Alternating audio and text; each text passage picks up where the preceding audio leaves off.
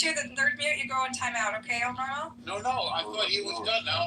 I'll abstain. No, he's not. It was a misunderstanding, so shut up. Do you want to define Zionism? I keep asking you. Guys, shapeshifter, stop instigating. Norm, stop being like re-instigating. It's gonna end. Stop disrupting. Guys, just let Shape finish his question. Go ahead. So Theodore Herzl, you claimed wanted to displace Palestinians. Okay, I don't know that that's true, but if it is, Shape, then I would argue that during when Israel was founded, there were many different strains and interpretations of Zionism, some that did include the Palestinians and some that excluded them, right? And the one that won out was the one that was the supremacist one, right? Yes. The strain of Zionism. I'll go get you the but I'd love to read it because I actually hadn't seen those quotes, so. Mm-hmm. Yeah. But why would one guy's diary somehow indicate anything except for one guy's thoughts? So weird. Except that it's played out into genocide and ethnic cleansing over it. How is it played out? He died before the state of Israel was formed. Right, so the question we're evaluating, Normo, is whether or not it was doomed to evolve into something genocidal and supremacist or not. You said it just like less than 5 minutes ago. Why don't you give us the definition of Zionism, which I asked for in the first place? Isn't that reasonable? I didn't hear you, okay. Yes, you did. So it depends who you ask. It depends who you ask. I'll answer the question. I'm asking you. I'm going to answer. Great. So there's two different common definitions of Zionism. The way you probably, I assume, define it when you're about me. Just read it from a book or a definition. So the classic definition that modern Western Jews use is, Jews' right to exist in their historic homeland or whatever. But many of us Jews, people like me who grew up Zionist, right, with Zionist families and Zionist homes, we were taught about Zionism more as a historical movement that founded the state. And it was this magical, euphoric time in our history. And then it was over. And then the state exists on its own and it evolved the way it evolved and has not much to do with Zionism. So I'm what you call a post-Zionist. I think Zionism was a movement that founded the state. Ambivalent on whether it was a good thing or a bad thing. But at this point, we need new ideas, not old ideas. Okay, so how about 2 words, Buttercup? Self-determination. How's that sound? Can I get in the queue? Yes. Go ahead. Yes. For new ideas. Let Agent jump in.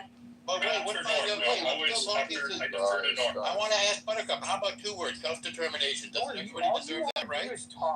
Yes, and the Palestinians also deserve self-determination. I agree that they deserve self-determination. That's why they've been offered a state 7 times. We always not in 20 years. Not in 20 years, though. Well, that's because they've been at war with us for 20 years after they. That's not a reason to stop trying to solve the problem of ruling over. You can't. It's the sound of one hand clapping. You can't make peace if the other side doesn't want to make peace. Go ahead, Rafi. Go ahead, Rafi. Rafi has Agent, 1 second. But you're saying we haven't tried, but we tried prior to. What's the definition of insanity, Buttercup? The thing is, ruling over millions of people is not a long-term sustainable plan for the Jewish people. Answer the question. What's the definition of insanity? Because that's a rhetorical question. You're going to make me say doing the same thing over and over again? That's actually, I'm so glad you asked that, Rafi. That's actually a great question. This is a point of agreement we have. So the status quo, Rafi, Israel's been doing the same thing over and over again. Its strategy hasn't changed in the last 50 years. And what has happened? It led to October 7, right? So the definition of insanity means we knew a new status quo, something different, not what we've been doing before, which has failed to deter terror. It's failed to deter our enemies, right? Yes, Agent, you're going to go. Before, I agree with you, the IDF was operating on defense. Because before we would always get hit, we would do something and then but their strategy beyond that, not just do something, they would be disproportional, right? And they thought a disproportional response would deter the enemy. But it failed to deter the enemy, right? Hold on, Buttercup, 1 second. For years, Israel was under attack, and it's true, right? We were under attack. Again, a rocket flew in here, a rocket flew in there, but constantly once a month, once a week, a rocket was flying. One time Israel goes in, and some Western country government comes in, says Israel couldn't do it, guys pull back, Israel pulls out. Again, we wait until we get fucking shot a rocket at. And I believe that was insane of Israel. Because constantly we were getting hit, we were fine to attack, and then somebody would come and intervene and tell us to pull out. Great, so we have a point of agreement. We have a point of agreement now. Do you agree that this was happening, correct? We agree that the status quo has failed to protect. Well, no, but he's asking you what the status quo was, because the status quo between two people just shaking hands. So and then I think we're punches both the saying other the same thing. is different. No, there's a difference between what he's describing. Let me clarify. This time, Israel went on the offense, not on the defense. No, they didn't. They were responded to October 7th. That's defense. Well, we're on the offense now. It seems to be working. It's Lebanon is on the look at Israel. They're in Lebanon. That's offense. With the Hamas, how they hit them this start. How they hit Gaza this time. Israel never hit them before like that. It set them backwards. This is offense. This is different. And you see, Hamas is different now. Okay, so that's where I disagree. Let me respond. Hold on. There hasn't been a rocket that has flown out of Hamas. Am I allowed to talk or no? Yes. So you said this is different, what they did with Gaza. I would argue that it's not different at all, because in fact, if you've been following Gaza and you were paying attention during cast lead and iron, whatever, all the different incursions into Gaza in the last 20 years, which we've watched closely, in each subsequent war, Hamas would strike, right? They would shoot a rocket, or they'd kidnap a soldier, or they'd kidnap a kid or whatever. And what would happen in response? Israel would respond disproportionately. They'd wipe out like buildings, and 1,000 people would die, right, for one person. Now we have something similar, where they came in and killed without and the thinking, the logic, the strategy of Israel was having a disproportional response will deter for future attacks. Right.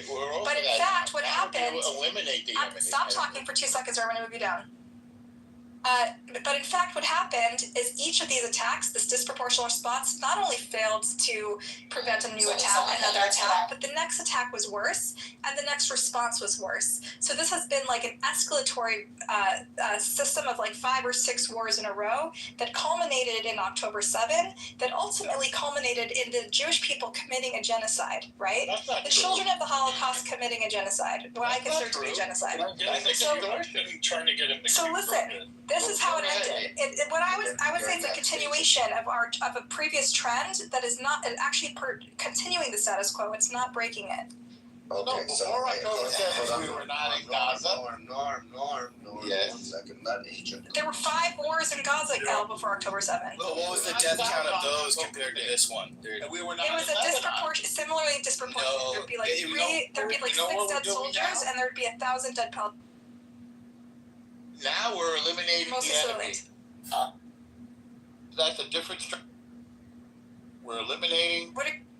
Yeah. So it's not Woody, go back to Australia. I'm talking to myself, sorry, and shut up. Amir, you shut the fuck up too. Should know that debate through. Is it my turn? Okay. Yes, it's your turn. Go. Yeah, I wanted to just touch on that. So the question, going back to the question, which was this the genocidal blah, blah, blah inevitable, or was it there was some way to avoid it? It goes back to the one-hand clapping analogy that someone mentioned. That was me, Agent. Yeah, that Norm mentioned.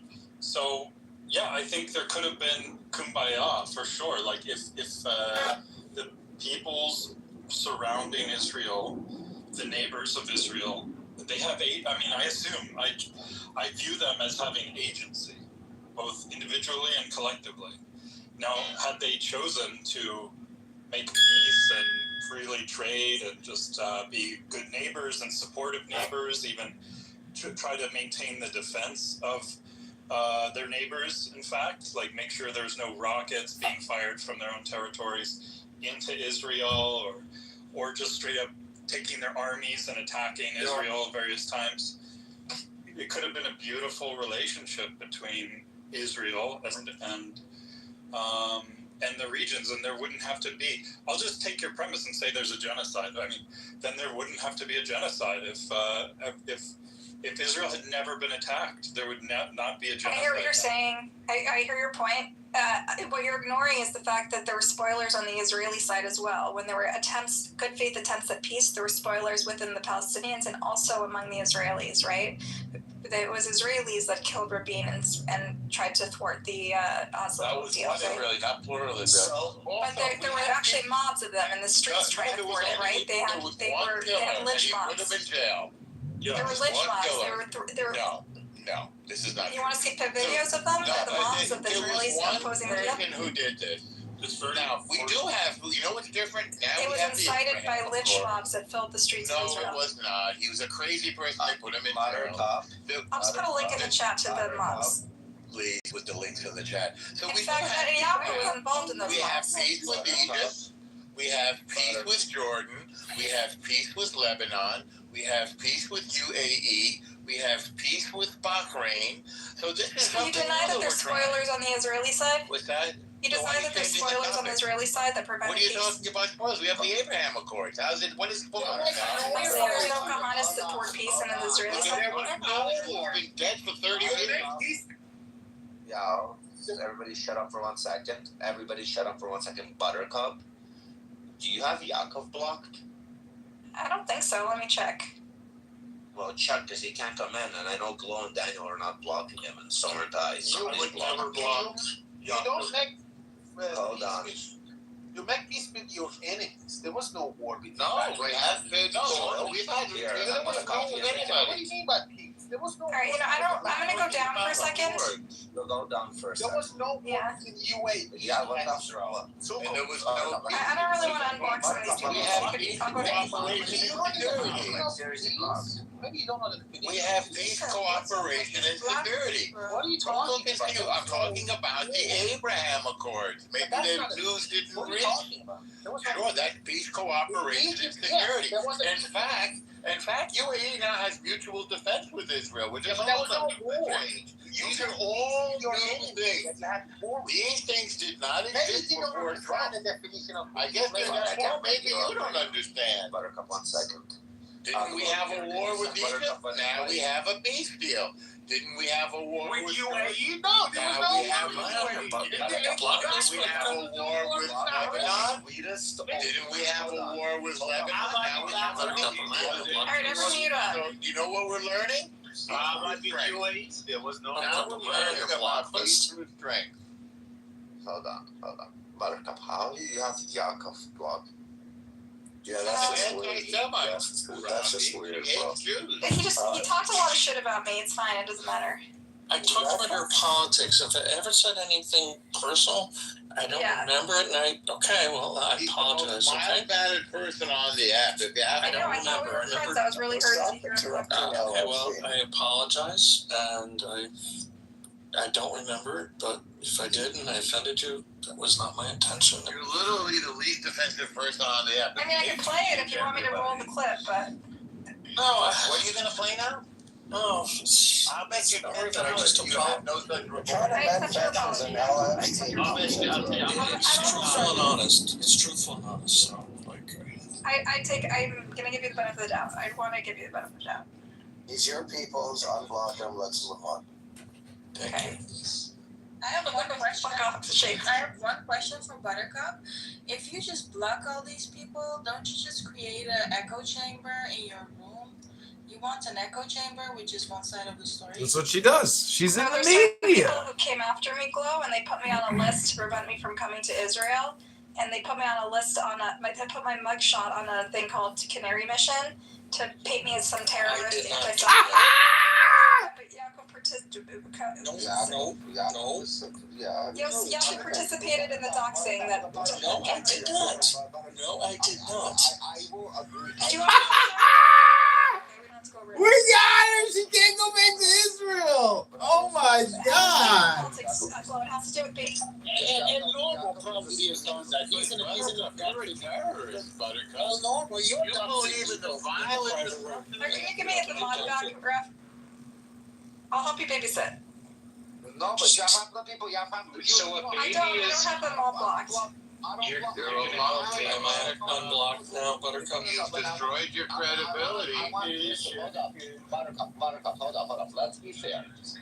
I don't have anybody who wants me fucking dead blocked. I let everybody come into this room to speak. Even I even modded you, right? You saw my good faith. But you have a bunch of people blocked. Like, are you joking? Preventing others. But they actually came after me in a violent way, though. What violent way? That's a lie, I don't like echo chambers. Ruffles. I'm here. Nobody's coming in violent. You have people blocked, Buttercup. I'm sorry to say. You're preventing other people. All right. Well, then I can't be on the stage. I'm sorry. I really enjoyed talking to you around. People do it again some other time. You're a bad person. Do a talk like a It doesn't matter. You didn't have anything genuine to say, anyways. You're a shaka. You're the Shandarako! No, I am bad. Shame on you. You're doing the dance of joy right now. No. She got what she deserved.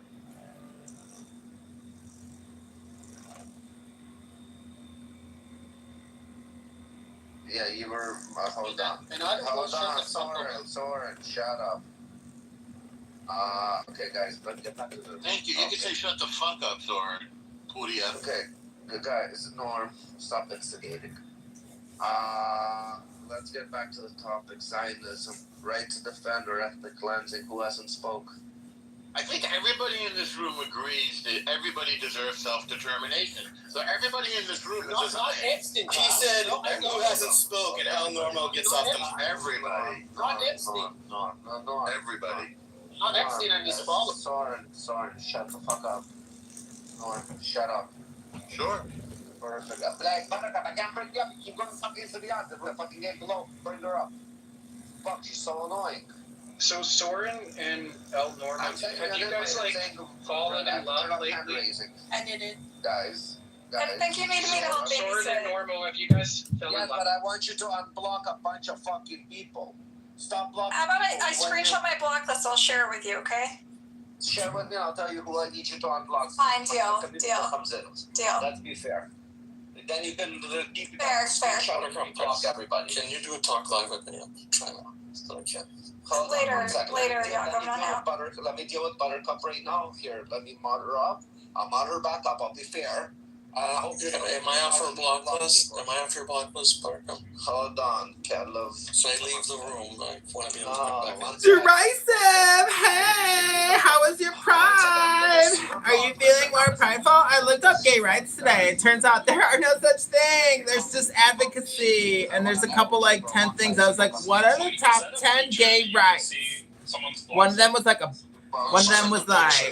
adoption rights and no harassment at work rights. Are you blocking BB? Oh no, BB's in the bleeding. Why do you have to mod her if she's got everyone blocked? Just we're gonna go through her list quickly right now. We'll again, there's some people that mutually need to be blocked. We'll leave them blocked. There's some people that is just not fair. I will. This is so Alright, much do you want me extra to DM work. you in the back channel? Just be a normal speaker. Don't be a mod. A mod shouldn't be blocked. Well, I'm a good moderator. He needs help babysitting. Oh my god, you're a moderator. It's ridiculous. That's the way of talking to a lady. Well, no, that's the honest truth. Guys. I believe in honesty, unlike. No wonder why you're still I'm not single. Thanks for bringing this up, Soren. You're the one that can't talk to women. You told me I should be raped by IRGC, so you should shut the fuck up. Wow. He told me he was asexual. Is that true or not? Isn't that You're weird? a Zionist. Isn't that bizarre? But you're a Zionist. Aren't you? Aren't you a Zionist? Don't you believe that everybody deserves self-determination, including the I'm a follower of Epstein. But Epstein is dead. He doesn't have Well, any his ideology is still alive. Look at my. What is his ideology? Look at the guy next to me. What is his ideology? What's the name of the guy next to me? Epstein. You mean in the AI that you created? It's You not have an a weird. AI. You have a weird sexual fascination with me, and It does look sexual. We have you on record. He's a very sexual No, person. we have you on record. What do you mean? I don't. No, you don't. You're Alright, a send me liar. my blacklist, Rafi. I said over and over, there's nothing to defend. He's a dead man. I didn't defend a dead We man. have you on record. There's no way You don't even make sense. How is it normal that you asked, Danny? Buttercup, you want me to back There's like 3 or 4 people I want you to unblock. Yeah. Text me who and I'll unblock them. Okay. Oh my God, does this have to be all about her and her crazy shenanigans? No, it's wasting time. I want to watch this game. I want to watch the United States kill Bosnia and Herzegovina in soccer. The same way we're watching Israel and the United States kill the IRGC in real life. Oh, you're jealous because you keep on on talking. Damn. All you want to do is talk. No. Let's You hear have from something Dude. intelligent to say. Go ahead and say it. Jealous. And so I have nothing. And thanks for meeting.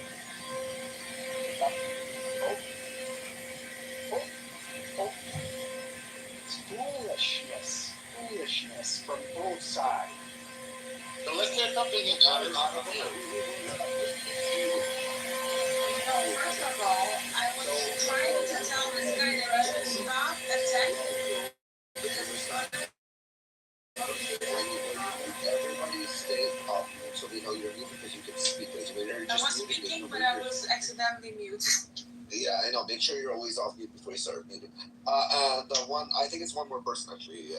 Buttercup, 1 second. Yeah, this is me and Epstein, by the way. This is before I knew about his allegations. I want to hear some other voices. Kale, what do you think? Was it an Yeah. This is. I just came here. I'm a new voice. Thank you.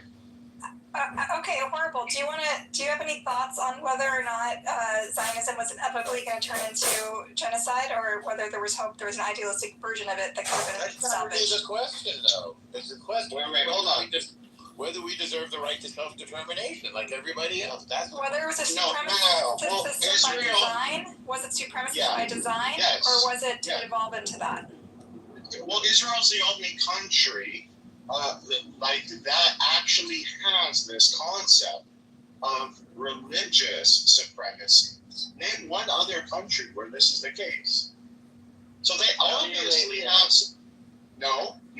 Yes. No, that's not the case. Iran. No. And tribe in Saudi Arabia. Iraq? Are you kidding me? Iran, I said. Muslims are not allowed. No, that's not true, by the way. 100% true. Non-Muslims are not allowed in Mecca. 100% true. And in fact, there's a separate road for them. It's Muslims this way and non-Muslims the other way. Okay, cool. So Israel and Saudi Arabia are both pretty bad, right? Wouldn't you agree, Normo? That's kind of bad. Exactly the opposite. So Judaism, first of all, is not merely a religion. It's an identity and a family. So it is not religious supremacy. It is just nationalism. And every country is nationalistic and should be. French believe in France. British believe in Britain. Americans believe in America. We're cheering for America in the soccer game right now. But you can't become part of this. You can't become part of that. Sure you can. See what I mean? You just said it's not a religion. It's an ethnicity. No, the only ethnic. I didn't say identity. I said it's an identity. It's an ethno tribe, to be honest. What's that mean? An ethno tribe. Okay. Explain identity. Can I become a fucking Yahudi? I want to be very excited. To learn. I'll tell you exactly what it means. We're a family and a nation and a tribe with a land and a language and a set of laws and a calendar. That's what an identity is. Do you understand now, Horrible? Yeah, I do.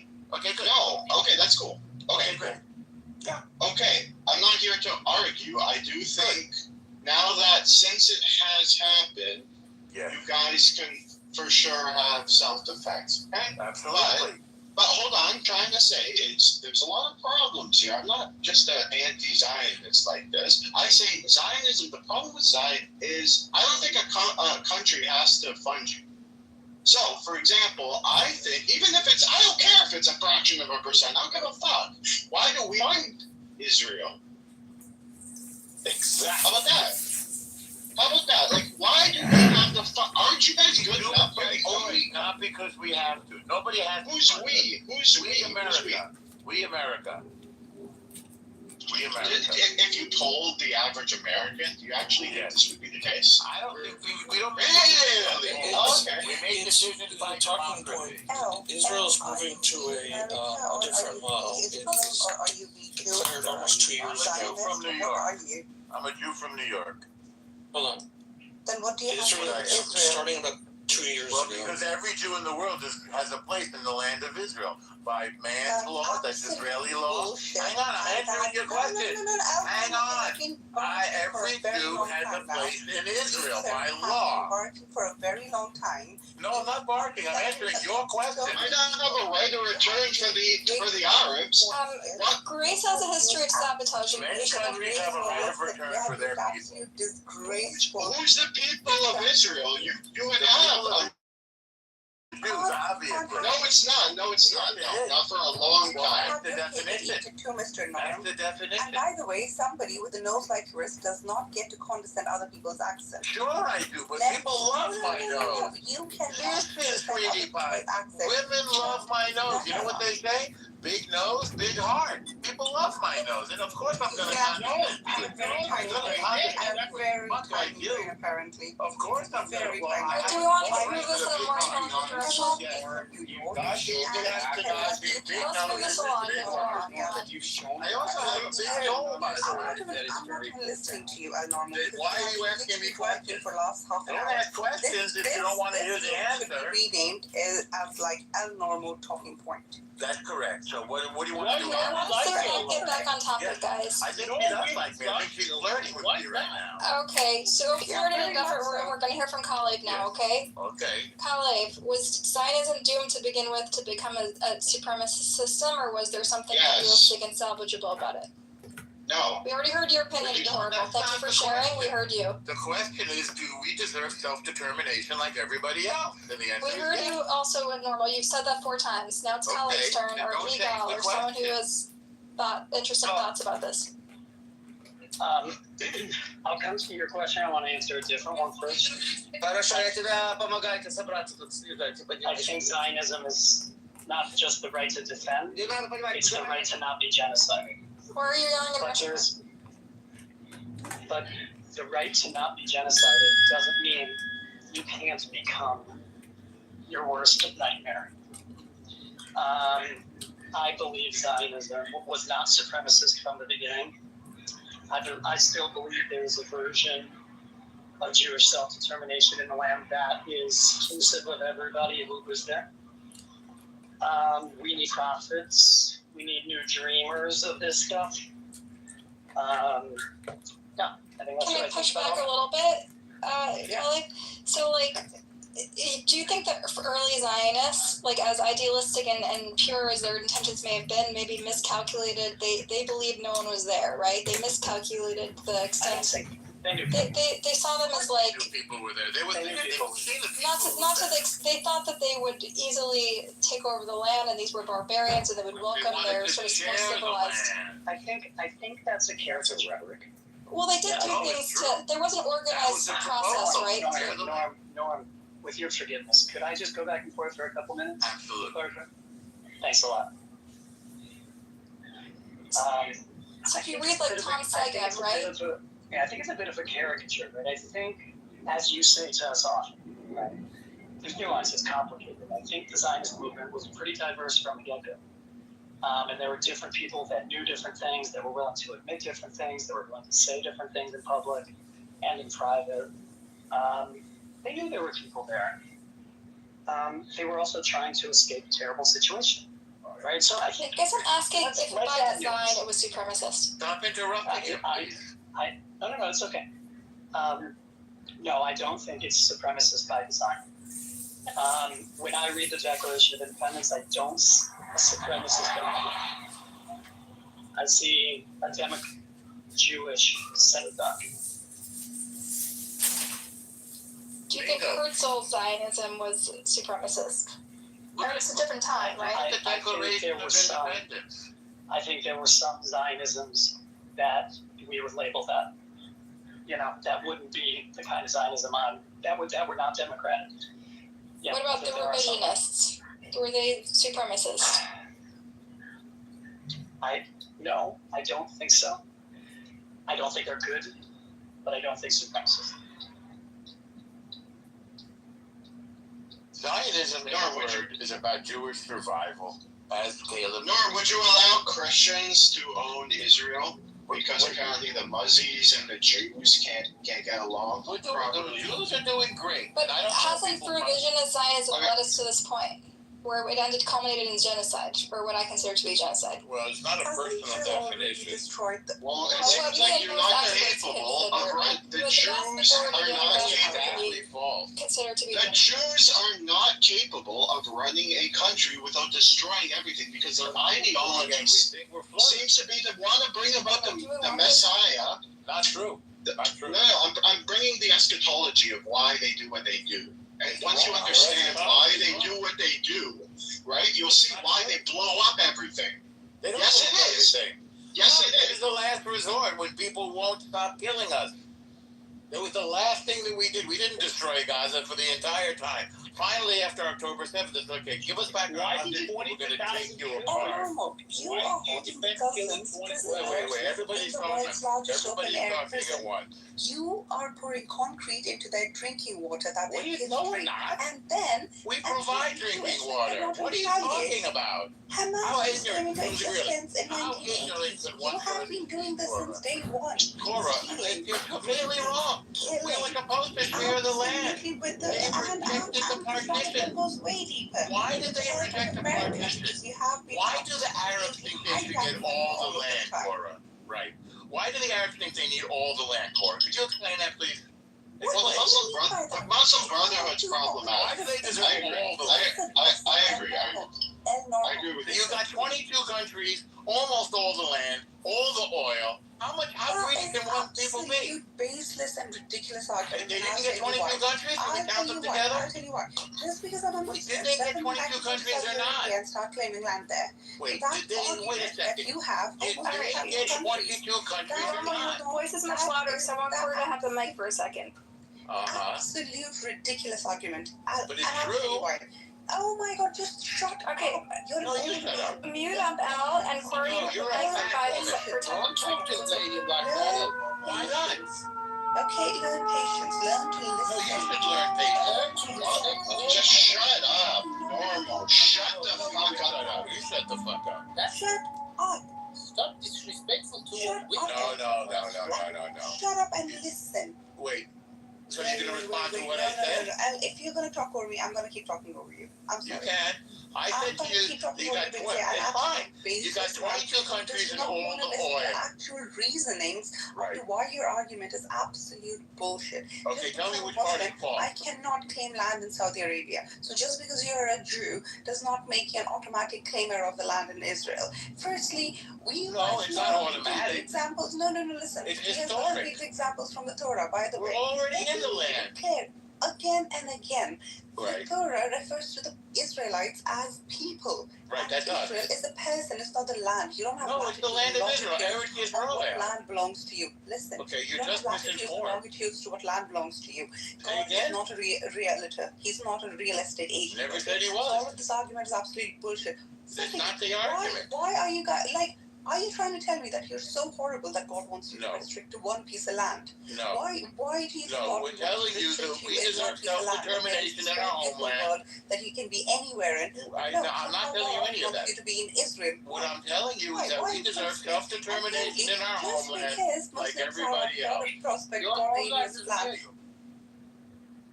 Our homeland is Israel. You can disagree, but I'm sorry, you're just wrong. I agree. It's in the Quran. It's in the Quran. Because Muslims might have. Guys, when you're speaking, wait for the other person to finish and then respond. I'm gonna mute you a few times and then I'm gonna move you down for a timeout. Listen, I'm correcting the Muslim law. Doesn't stop talking. I literally came in, show my point, just. Cora, you understand many people are native to that land, right? So if he doesn't stop at a cup, you need to move him down because you haven't done that one. Now you're gonna say, now you defend. Go on, then. You agree that there are She many has a good people point, with Al Normo. You gotta go in timeout if you keep interrupting. Let Cora speak Okay, for I'm 2 not in- seconds. Okay, how much longer? How Just long do mute you up want to and give then her? you get to speak, okay? How long do you want her to have? She gets at least 30 seconds. You can set a 30 timer. seconds is fine. Go. Then mute up. Great, good. My time starts now. So just because Muslims, as you made a ridiculous argument, Muslims have more land, so they shouldn't need Israel. That's a bullshit argument. Just because I have 2 houses doesn't give anybody else the right to just kick me out of my house, saying like, oh, you already have 1 house, give me another one.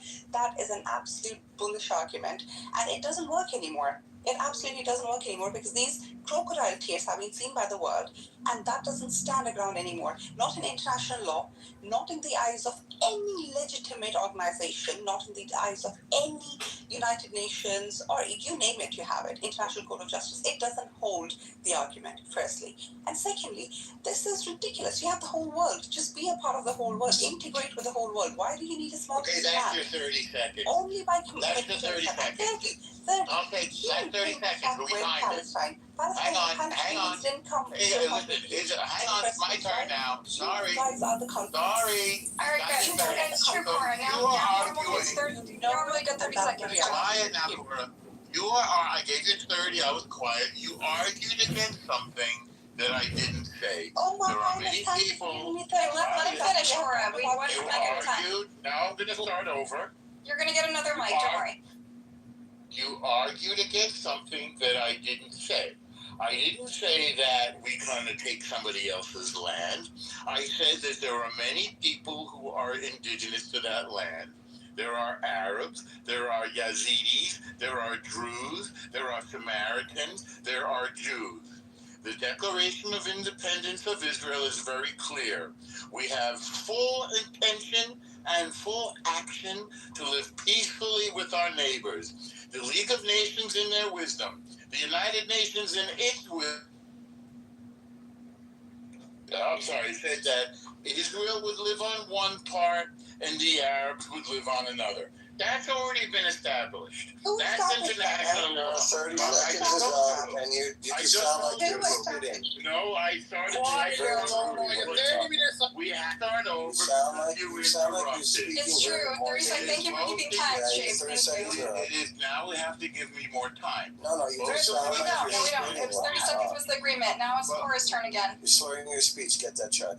Both the League of Nations and the United Nations decreed that we would share the land. 8, 7. Okay, Cora, go on. Great stuff. So you talk about these amendments and these agreements. Who put these agreements there in the first place? If it was not for the Balfour Agreement, Israel, the current state of Israel, would not have been there in the first place, right? Read about the manifesto plan. Read about the United Nations. He gets a new 30 Hey, seconds. we're doing a minute now. A minute. If you interrupt again, she gets a full minute, okay? I'll take a minute as well. Elle, you have some issue. I No don't issue. think your wife listens to you. If you interrupt again, it's going to be 2 minutes, okay? Get it out on other people. No, not true. Alright, Cora, go. If he interrupts you again, you get 2 minutes. Now it's 1 minute. Right. So all of these agreements where you're like, we have Abrahamic Accord, we have this and that. In the eyes of the nation, you don't know how the global east sees you, right? It is complete bullying because you have the power of America behind you. We are not even going to get into the rabbit hole of how you got this power of America to basically back you up in all the wrongs that you're doing towards so many countries, towards what you've done to Jordan, towards what you've done to Lebanon, towards what you've done to Palestine in the very first place. This all started with you. Palestine opened up their arms to you. And then you kicked them out of their own homes. The Nakba happened. So many atrocities over so many years. You're forcing their children to have waters that are contaminated. You're forcing them into an open-air prison. No food, no water, no right to exist as a first-class citizen, all second-class citizen rights, and even less. And then you question why they put up with the resistance. You have the right, you have the audacity to question them. There are so many accounts openly where you have zip-tied babies. Zip-tied babies. Why do you need to do that if you're just trying to fight Hamas? That's the minute. Okay, that's the minute. So again, you are arguing all sorts of anti-Semitic myths. We're not zip-tying babies. We're not poisoning anybody's water. We have peace with Lebanon. Oh my We have God. peace with Jordan. These are written arrangements. Peace of Lebanon, you want peace of Jordan, you want that peace. No, we have peace. PEACE. This is the English language. We have peace. Why? Because our neighbors do not want the Muslim Brotherhood on their land. They do not want Hezbollah on their land. They do not want terrorists, and neither do we. The world hates terrorists. Hang on. Okay, I get another minute not to be interrupted. Great. Thank you for the extra minute. So when you said the Palestinians did not welcome us with open arms, in fact, there was no such thing as Palestine then, and there's no such thing as Palestine now. I want to make this very clear to you. There never was a Palestine. There is no Palestine 30 seconds, now. Norma. Thank you. Well, you gave me a minute because she interrupted. If you want to create a Palestine, Israel is open to it, but you will have to live peacefully with your neighbors. If you want to resist, we're going to resist right back. And we are bigger and stronger. If you threaten Jewish lives, we will eliminate you. We will come and take your guns away. Point a gun at us, and we're coming for you. Okay, go ahead, Cora. Coming back, lovely. If America pulls their ass out of your system, you will be shivering like Not at all. rats. Not at all. That is Quiet, Quiet, Gloria. you We're guys gonna are take you down. standing up. Listen, I gave you a minute to speak all the bullshit. Quiet. What do you disagree with that I said? What do you disagree with? Yeah, I give you the minute to speak your bullshit. Now What do you disagree with your bullshit? Number one. Let her land her point. Let her land her point. It's okay. Listen to it. Listen to it. Now we have to listen to your bullshit? In your own time. Now I need to restart my minute, right? My minute restarts. Wait, what do you disagree with that I said, if If anything? America pulls out their resources, you guys are FUCKing. Number one. How Number filthy two, your mouth is. What a the whole vulgar, reason you are filthy what woman you you are. is because You're like of a America. beast. Number one. Number two. How you have bullied America to do your dirty acts, we are all seeing that. We've all seen Epstein files, we're all seeing that. Number three. Wait, what does that have to do You talk with it? about Don't call off the phone. Let her finish her thing. Shut the fuck up. All right, you have a minute left, Cora, and Eleanor, don't interrupt again until she's done. Well, no, she's got to be done for cursing. There's no cursing allowed. Yeah, Very she filthy. didn't curse. She spelled it out. She spelled it out. She said shut the fuck up. She said shut the fuck up. Okay, everyone, We heard her. try to be nice. The end. Number three, right? Wait, what was 1 and 2? What was 1 and 2? Number one, you are nothing if you didn't have the backing of America. That's Number false. two, we know how you got the backing Okay, you can of refute it America. later. Yes, Epstein, just listen. Okay, how long is the series, Cora? How many numbers? How many bullets are in there? Let me finish. But No, just give us an idea so he knows how to set up the response. I think we'll think about it once my minute finishes. Like 5, 10? Oh my God, you got honestly just. I'm trying to organize the conversation so that we can. Okay, let me get to number three before I actually forget about it. Go. Number three, you said there was no Palestine before whatever before Israel came into being. Never. No, was then there. it's not This is now. absolute bullshit. I can send you information. I have a map of Palestine from 1526. 1526. Who was the That's president? territory. Who I was the talked king? about it today. Was it a state? What was it? I will send you the whole detail. So what was it? Exactly. What was it? it? The map of Palestine, and it says. So was there a president or a state or what? Did it have a border? What is it? It was a land. Oh, it's a land other like land. Israel. It's Okay. a piece of land. No, So, okay, it's a piece of land. Oh my So God. there's no Palestinians. Israel didn't exist. Israel. There's Well, no, the mention Jews of Israel. existed, Before and Israel is our 1947, homeland. there's no such thing as Israel apart But from. apparently it exists, right? Isn't that what you're Apart from the upset fact- about? Stop interrupting. Are you gonna keep talking over? Okay, I'm back. Well, Before 1947, there was no I'm mention back of Israel anywhere apart from the Prophet. Well, that's not However, true. Palestine. That's not true. It's in your Holy Quran. Shakespeare in You Othello. can read your book. It's in your book. That is It's in your Holy Quran. God gave them. No, it says God gave the land to the people of Abraham. You haven't read. Yeah.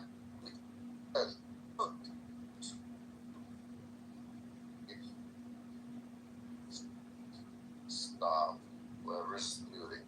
He just proved my Guys, point. He's basically talking out of his ass. Cora, My discussion. Who was muting? It wasn't me. I didn't mute. Was it Glow? What a Did I forget to unmute again? Okay, hold on. What a rat. I'm muting everybody. You guys are behaving like children. I'm gonna treat you like fucking children. Again, we have a one fucking mic policy. Unless you are retarded and you're going off on your mic while somebody else is speaking. Okay? You know what a one mic policy is?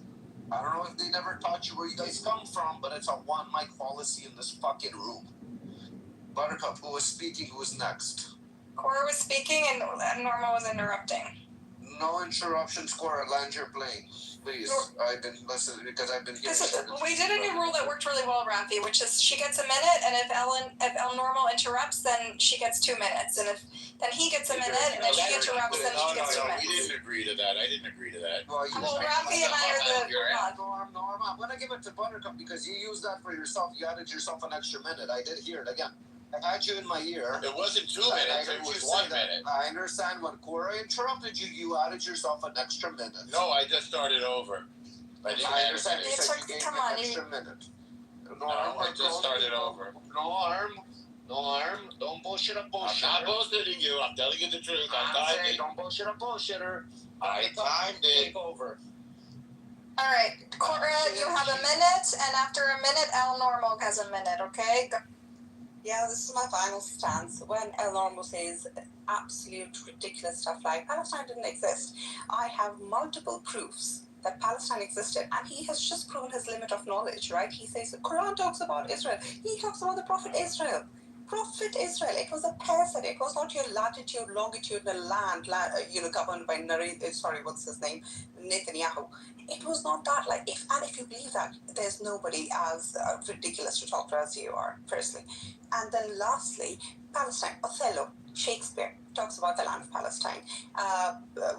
What's his face? The famous child author, his name will come to me, talks about Palestine way before Israel's even absolute mention came into being.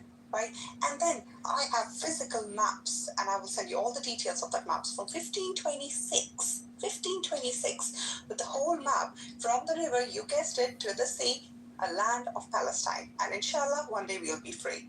You can say whatever you want. My literal argument is... Okay, Norma, do you want to respond to that? Of course. So... You have 1 minute. Yeah. So... There is no such thing as Palestine. There was a land. There was never a state. Before it was a land of Israel, it was owned by the Ottoman Turks for 600 years. There was no Palestine. There was no Palestinian. There was no king. There was no president. There was no ruler. There was no state. There was no current. There was no economy. There was no Palestine. The Ottoman Turks were defeated in World War I. The League of Nations said to the Brits, please administer this. That was the mandate of Palestine. The explicit role of the mandate was to return the land to its indigenous people. Those indigenous people were, by the ruling of the League of Nations and later by the United Nations, the Jews and the Arabs of the land. They partitioned the land under international law. The Jews got a tiny little bit. The Arabs got a big amount, including Jordan, which had never existed before. The Jews said, thank you, we'll take it. And the Arabs said, no way, we are going to get rid of the Jews. We're going to commit genocide. They tried, they failed, they lost. The Arabs attacked repeatedly. They were defeated every time. And every time they attacked, Israel grew a little bit defensively because we saw that we could not trust our neighbors. While we are resolved to live peacefully with our neighbors, and we now have peace deals with most of our Arab neighbors, Lebanon, as recently as 2 days ago, the Palestinians have peace deals with precisely nobody. They are violent terrorists that have been expelled from Jordan, expelled from Lebanon, expelled from Kuwait. Nobody wants them. These people calling themselves Palestinians are professional terrorists. And if they keep threatening Jews, that will be the end of them. Thank you. Anyway, let's get some new voices in here. Sorry. An open thread, by the way, Al. Was that an open thread? Well, look, obviously... He's like 1 million years old. He can't threaten anybody. I'm not 1 million years old. No. Honestly, was that an open thread? Because that's how we like. He's not capable of threatening anyone. He's barely alive. You are very old.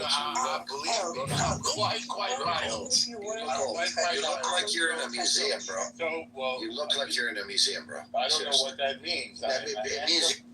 Stop the personal attacks right now. We're not gonna do it. I'm gonna push you down if you start personally attacking anyone. He's just a little old. Thank you. No, I'm not old. I'm in better shape than you, and I could easily kick your ass if I chose. That was a violence Don't threat. bother. That was a Don't violence bother a Jew because there's going to be bad consequences. That was a violence So what I said, Cora, That was a violence threat. My point is he's harmless. Don't worry about I it. want you to be very clear. If you point a gun at a Jew, we will come. We will take that gun from your hand, and we will not do it gently. And what if Any you guys are the questions? ones? What is he talking Are there any questions? What if What's you this guy guys are talking the ones Point pointing a the guns gun out? at a Jew. We will take that gun from your hand. talking about And God? what if We you will guys are the not ones? do it How do you? gently. I just said you look old. Okay, you self-proclaimed Any victim. questions? What if you guys You are the said you ones look old. actually pointing the Jews and He's pulling like the them? octogenarian change with the this topic. I gun wanna going, know- get off my lawn. If there, If you're the ones pointing the guns and bullying the world, Yeah. we're not bullying the world. We're a tiny but little you are. country. But you are. No, we're not. But you are. How are we? Peace deals. how are we You have bullying the you world? have Explain bullied- to me. You have bullied We're genuinely. any small country that we were in the beginning. Weird control with We're America. one of the smallest countries in the world. How are we threatening the world? We're nothing, but we I are think Soren wants to Small pipe up. Guys, let's hear some other Small voices. country that we were when we Guys, speed up. Yeah, let's hear Soren. I want to hear from Soren. Soren, go. Look, obviously the previous speaker, the mouthpiece of Hasbara agents, Lomo, he didn't cover Balfour Declaration. He didn't talk about the fact that this. How is that relevant to anything? Well, it was very relevant because the How is it Rothschild relevant? letter. El Oldo, stop talking. I mean, the Rothschild letter is very clear. I mean, the Balfour Declaration is pretty much clear. It says this land should be shared among the. And that's what we're doing. That's So what we're doing. Yeah, I mean, the matter of It's the League of Nations that matters in the United I mean, Nations. the reality is that when you look at the populations of indigenous people of Like the Palestine, Jews. we Like had the Jews. Palestinians, Muslim. We had Palestinians. Alright, don't interrupt Elmer or I'm going to give him more time. Soren, you have 1 minute starting from now. Thank you. I mean, I've heard this guy 1,000 times. There's no point. Alright, you have 2 minutes starting from now. Stop talking, Elmer. I'm gonna watch the game. You have 3 minutes starting from now, Soren. Thank you. So Balfour Declaration, when you look into it, it was actually signed in the 2nd of November. Watermelon I can rainbow. say, okay, let's see the populations of the area which was known as the territory of Palestine at that time. It is very clear. The population is very clear when it came to The $90 billion ethnic development. minorities, which at that time were Jews. In 1917, ladies and gentlemen, we had 56,000 Jews living in Palestine. Only 56,000.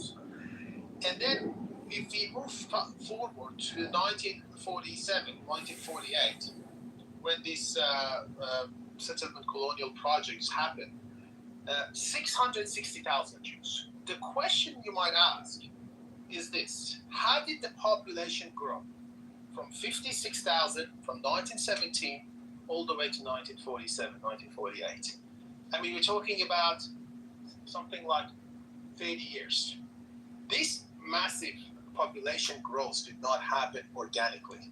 It did not happen because they started having 7, 8 babies. It happened through the massive immigrations, mainly because of what happened in the Second World War, the Nazi Holocaust. A lot of Ashkenazi Jews decided to leave.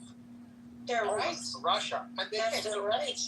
So this did not happen organically. So we're talking about an area which for years and years and years, the Mizrahi Jew, what is known as Mizrahi Jew today, along with their cousins, the Arabs, the Muslims, they were living together. They had pretty much the same culture, same rituals, same lifestyle, but he believes in Hashem, they believe in Allah, the other one believes in Jesus. But they know the area, they know the neighborhood. And all of a sudden, they opened the door, they realized that some people coming, to them, they were Europeans. That to them, there are some people coming from Poland, from Russia, from Germany. And they had to come, and they came through what is known as Nakba.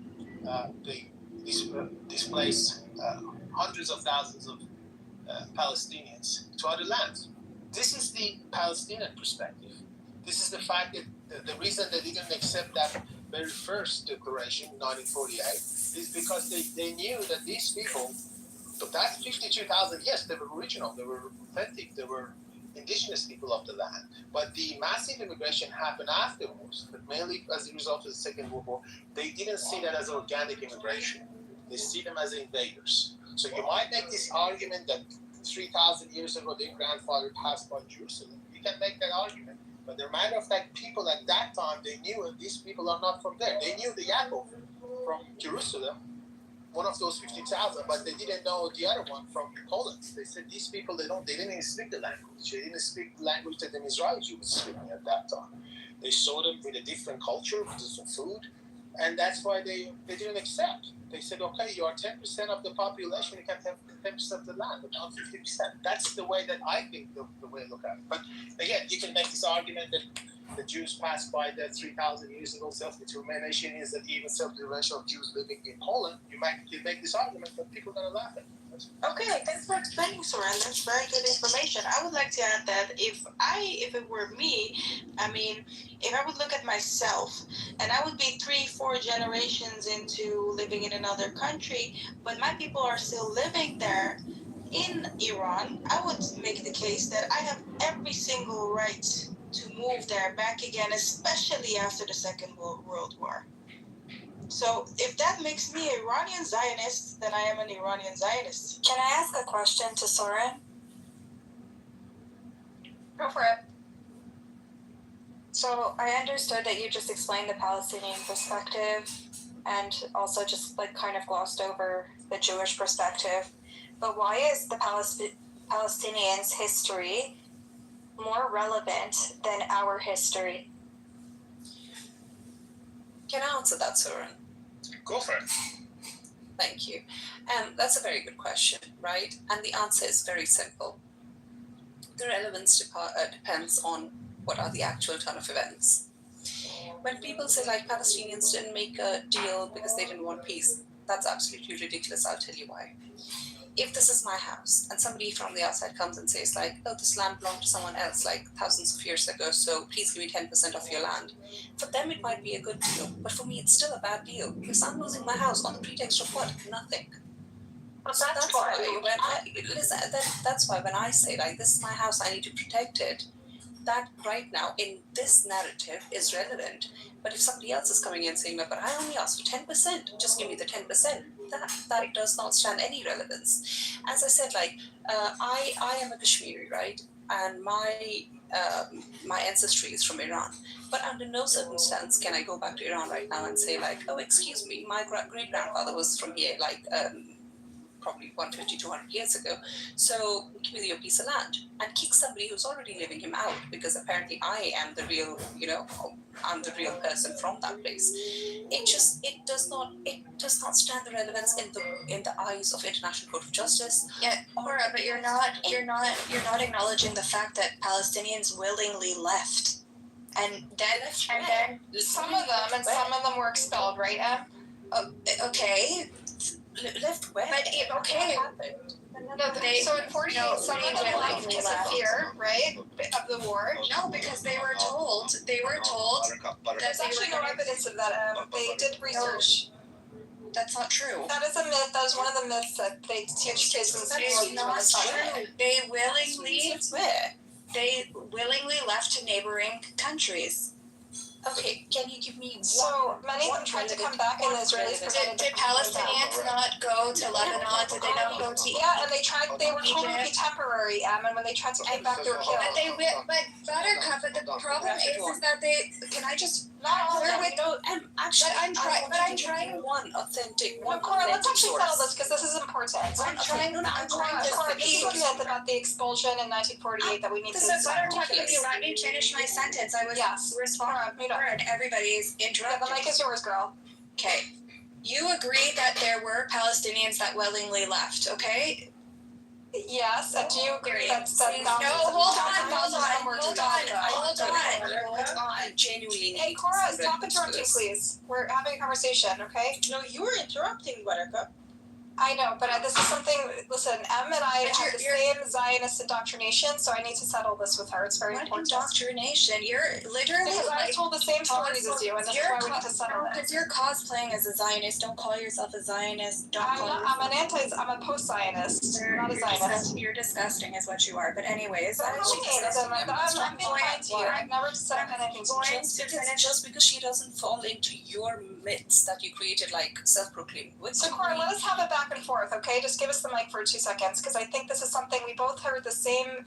We were raised with the same information, and then there was a point when I picked up a history book and I read the other side of the story, and I'm not saying you're wrong, Em. I'm saying you only have half the story. I suspect. I just want Em to. Can I just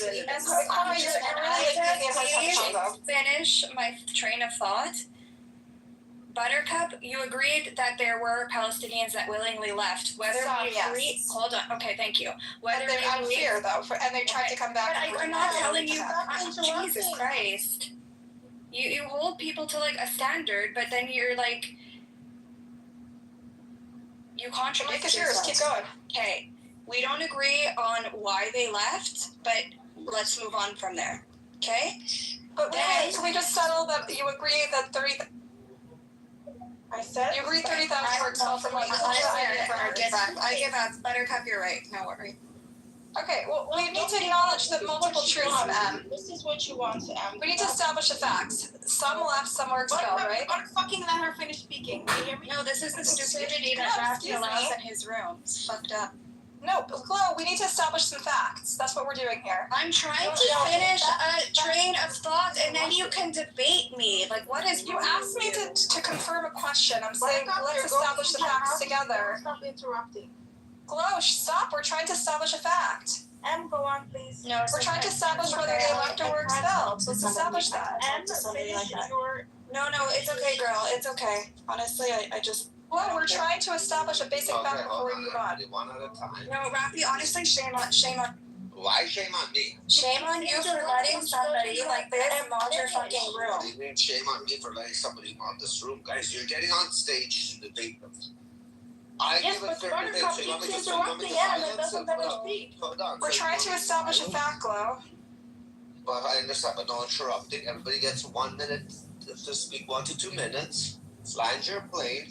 And nobody interrupts. Somebody interrupts, you give them an extra minute. Okay, but if you ask me a direct question, like, did they all leave? I think I'm allowed like 15 minutes at this point. Okay, well then don't ask me rhetorical questions on the way.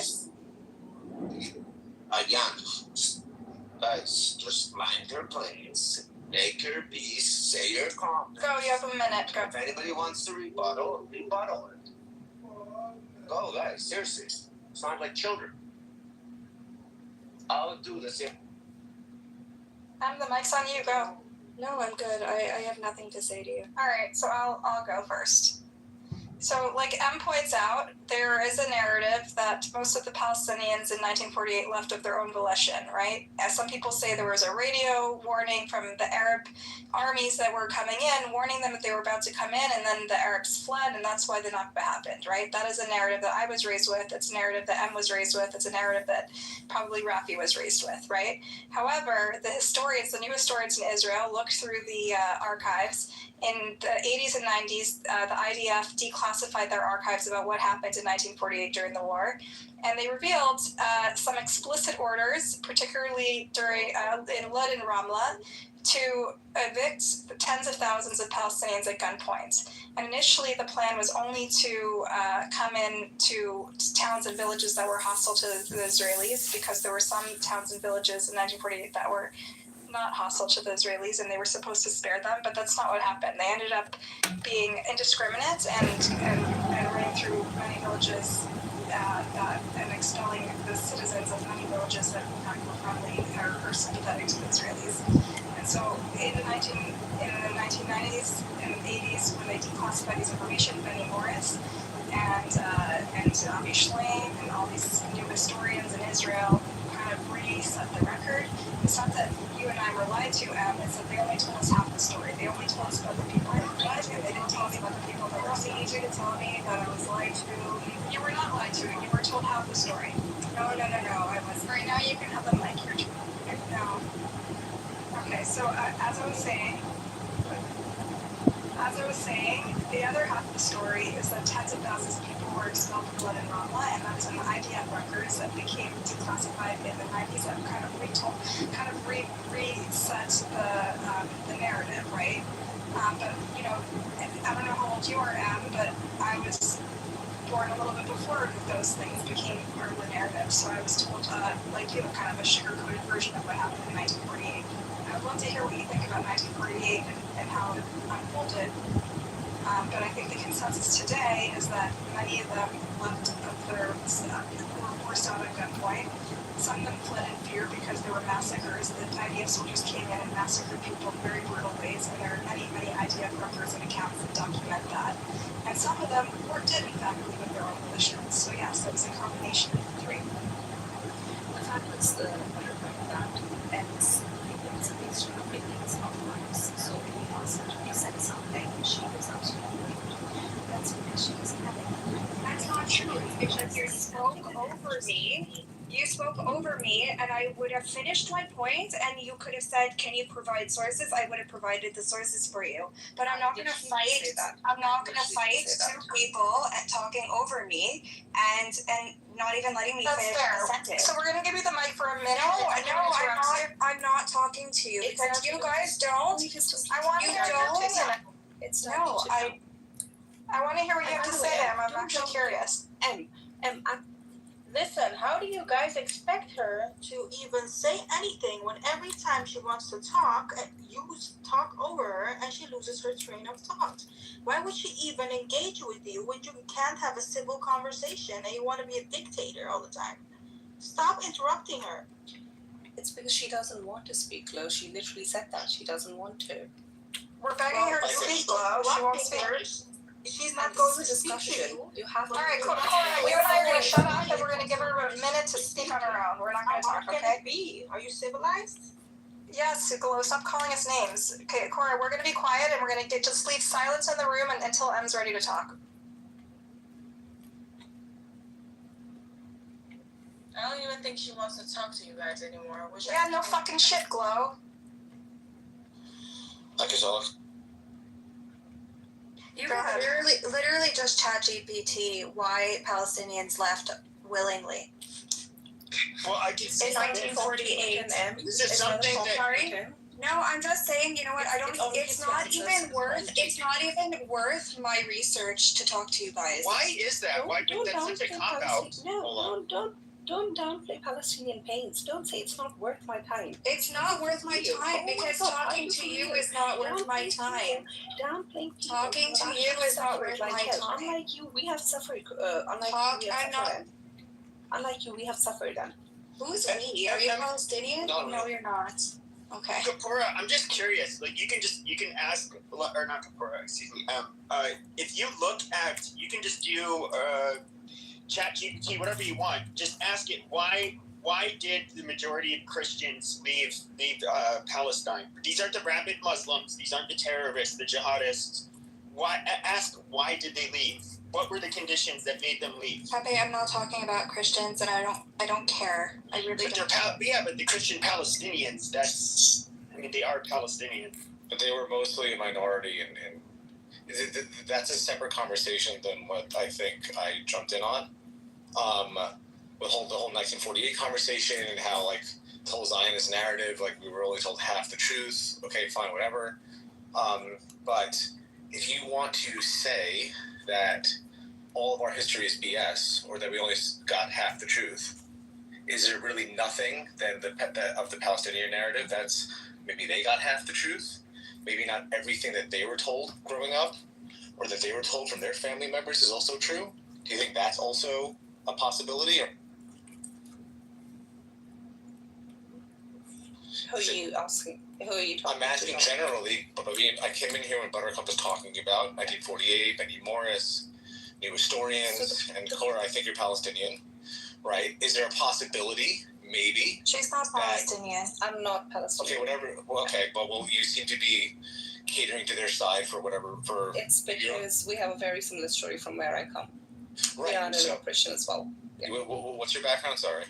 I'm sorry, I'm not comfortable disclosing that. Okay, so the general story is that you can whatever happened with what happened to the Palestinians in the general narrative and scope of the world, the history of the world, isn't so different than what happened to many peoples across the world.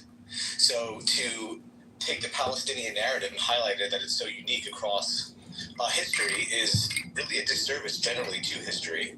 First of all, yes, I'm not done. Hold on. Secondly, this whole Benny Morris, 1948, new historians, taking a mirror to Israeli Jewish society, like, look what you've done. Even that book, and even Benny Morris would say himself, right, that it's not fully, it was research, but it's not 100% complete. That's not the best word I'm using. But even he would say that there was no, you could say, displacement until maybe 47, 48, first of all. Second of all, it wasn't an Israeli army policy, an official policy of the government of the Knesset to kick out any Palestinians because if you look at Israel today, you see most of the Israeli Arabs live in the north, and most of the south does not have any Israeli Arabs. That's because there were one of the two main generals, one of them decided it was best to kick out, remove, or deal with most of the Israeli Arabs in the south for whatever reason. There was a war. This happens during a war. And in the north, that wasn't necessary. And also, even after the war... It's true. He does say it was because of war, not by design. But he does say that their expulsions happened, right? It wasn't a policy, though. It was. But there were orders. There were direct orders that are documented. Orders, but it wasn't a... Including one that came from Ben Gurion, kind of implied wink. It was not. No. It was not a policy, because if it was a policy, you would have no Israeli Arabs in the north today. Which is why... No, it was not a widespread policy, you're right. You're right. It was not a widespread policy, but some generals saw that it needed to happen, and some didn't. Even after the war ended, they allowed some Palestinian Arabs back into the land to be together with their families. So there is you could say our version of history is bullshit, fine, where we were lied to, we were actually savages, okay, whatever. It's a war. I'm not saying we're savages, John. I'm trying to make it more nuanced. Right. But I think that even with that history, I think when I came in here and I heard you, with the various, like, 1948 new historian narrative, I think there is, I happen to know more, and there's a lot more nuances within the Palestinian story that I don't think they even want to talk about, especially around what was the major quote-unquote massacre that happened that they always highlight. Deir Yassin, even that. Hatorah? There's a lot. No. Deir Yassin's the main one. Deir Yassin was the one that kicked all of this off. Lots of Palestinians, because of the propaganda that was spread by both Israelis and Palestinian Arabs after, a lot of them got scared and they left on their own volition. Yeah, and I mentioned that. Some of them, their atrocities were committed and it scared them off, right? Right, that's how the majority of them actually left, because they were scared off. But So those numbers are debated, John. Would you agree that it's every historian has a slightly different figure? The battle at Deir Yassin, the No, John, there is, some of these figures are debated. How many were expelled, how many fled, how many were, But what's not debated, what's actually written in a book by an Israeli Jewish historian that actually took most of his sources from Palestinian Arabs themselves, was a book written about Deir Yassin and what actually happened there. And mind you, I'm going to pinpoint this because a lot of people will say, well, he was just a really Jewish guy, whatever, he's religious. Most of his sources were Palestinian Arabs themselves that were either there or there right after. And they're saying how it was not really a massacre, it was way more of a battle than was previously thought. The specifics around what happened there is not what the main Arab propagandists at the time said that happened. There were no rapes. There was no mass killing of people being lined up and hacksaw to death and all that.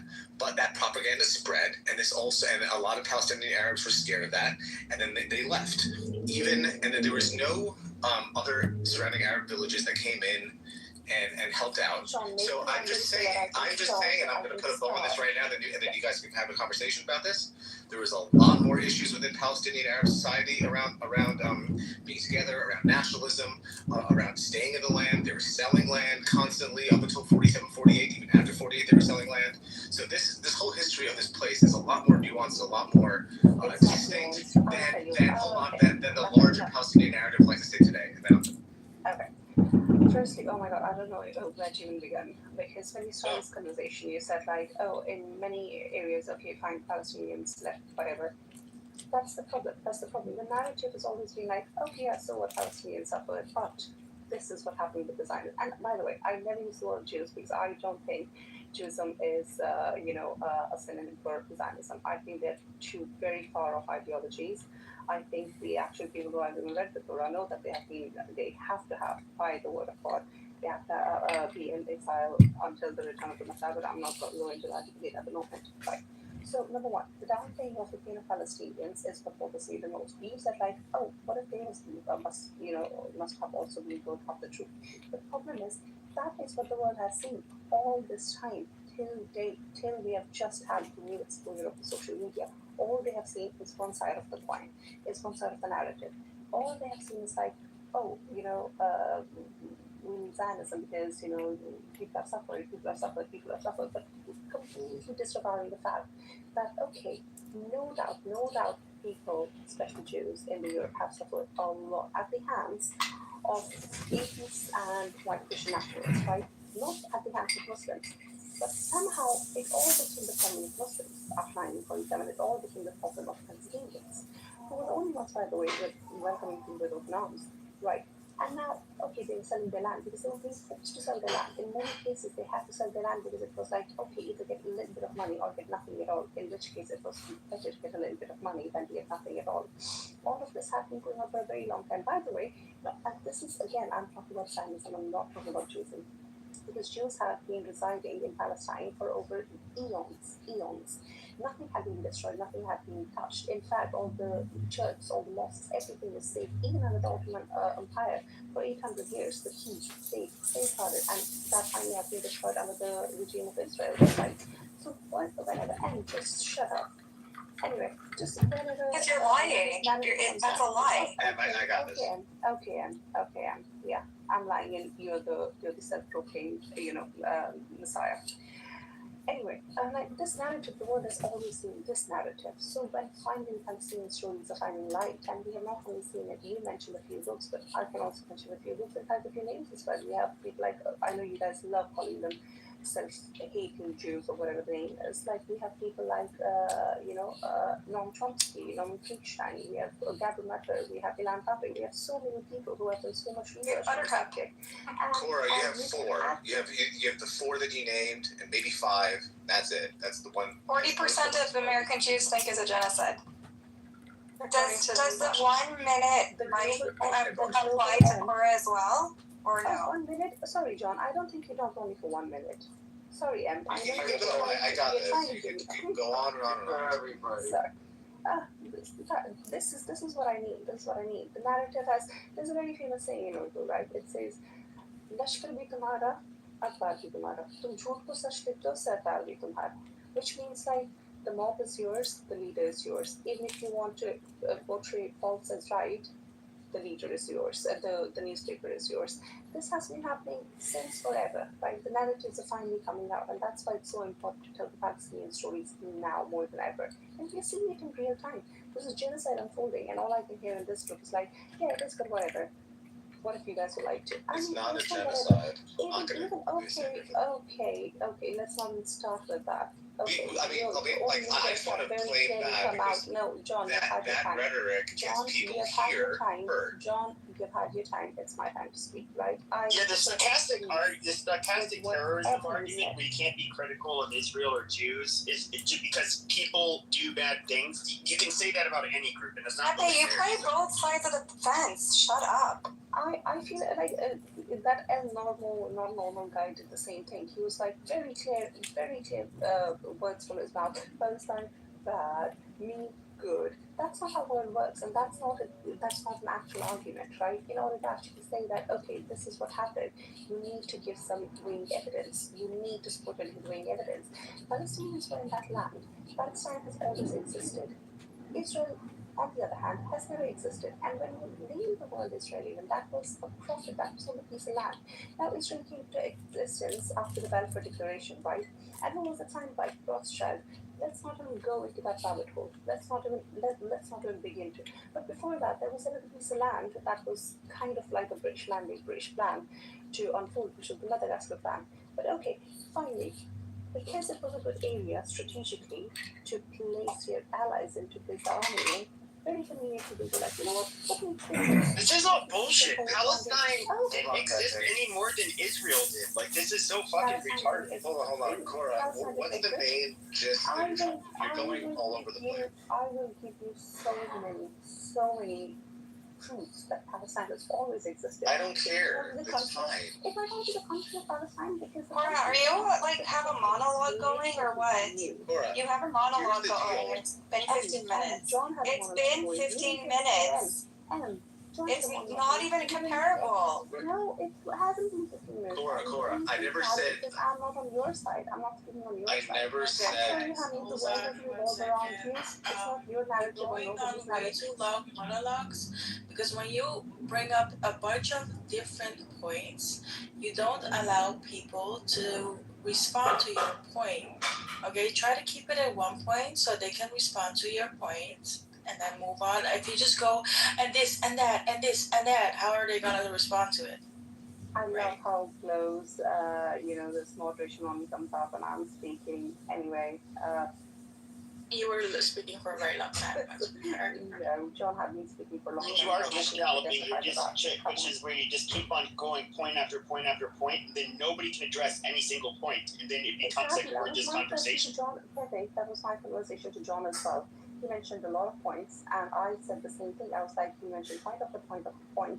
I don't know which one to answer first. I know what order. So this does happen when people are going on a tangent. Deal with it. You didn't say anything when he was talking, and that's because I can tell that why that is in the very first place. I know why that is. I did. I just caught David. There's Zionists on here that have a problem with what I'm saying too. So with all due respect, let me wrap this up with a bow after you're done, Cora. I'll let you finish, obviously. Are you done? Well, honestly, I've been interrupted so many times. I gave you the respect to talk uninterruptedly, but I've not been met with the same, respect. So yeah, you go on. You finish up. I'm sorry that it happened. It was, to be honest with you, it was a little hard to. You were, and I get it. Tensions are high, blood pressure's high, whatever. But you were kind of going in and out. But I will try and wrap up the sort of debate here. And if we want to, I don't care what existed before, existed after, and so on and so forth. The way that the world was going back then, and that the way that the things happen, bad things happen to good people. Good things happen to bad people, and you get over it. Hold on. No. Don't do that. Don't do what? Don't patronize the pain of Palestinians. I'm not patronizing. I'm being. Excuse me, Cora. I'm not patronizing the pain of Palestinians. I know people. You don't know me. You don't know where I've been. You don't know where I'm from. Just let me finish what I'm trying to say. I'm trying to say that when something bad happens to you, you move the fuck on with your life. Everybody on this stage, there's Why is the oldest argument that anybody from the Zionist end can produce is like this was probably just 3,000 years ago? Hold on, that's a TikTok bullshit thing. Exactly 3,000 years ago are gone. Listen to me, that is a TikTok. Everyone that's on this stage that grew up in a Jewish household, you could say a Jewish Zionist household, whatever, that went to your standard Western American Jewish institutions, we're not walking around saying this was promised to us 3,000 years ago, blah, blah, blah. That's some Arab anti-Zionist TikTok bullshit. We don't go around. Hold on. We don't go around. Listen to me. We don't go around saying.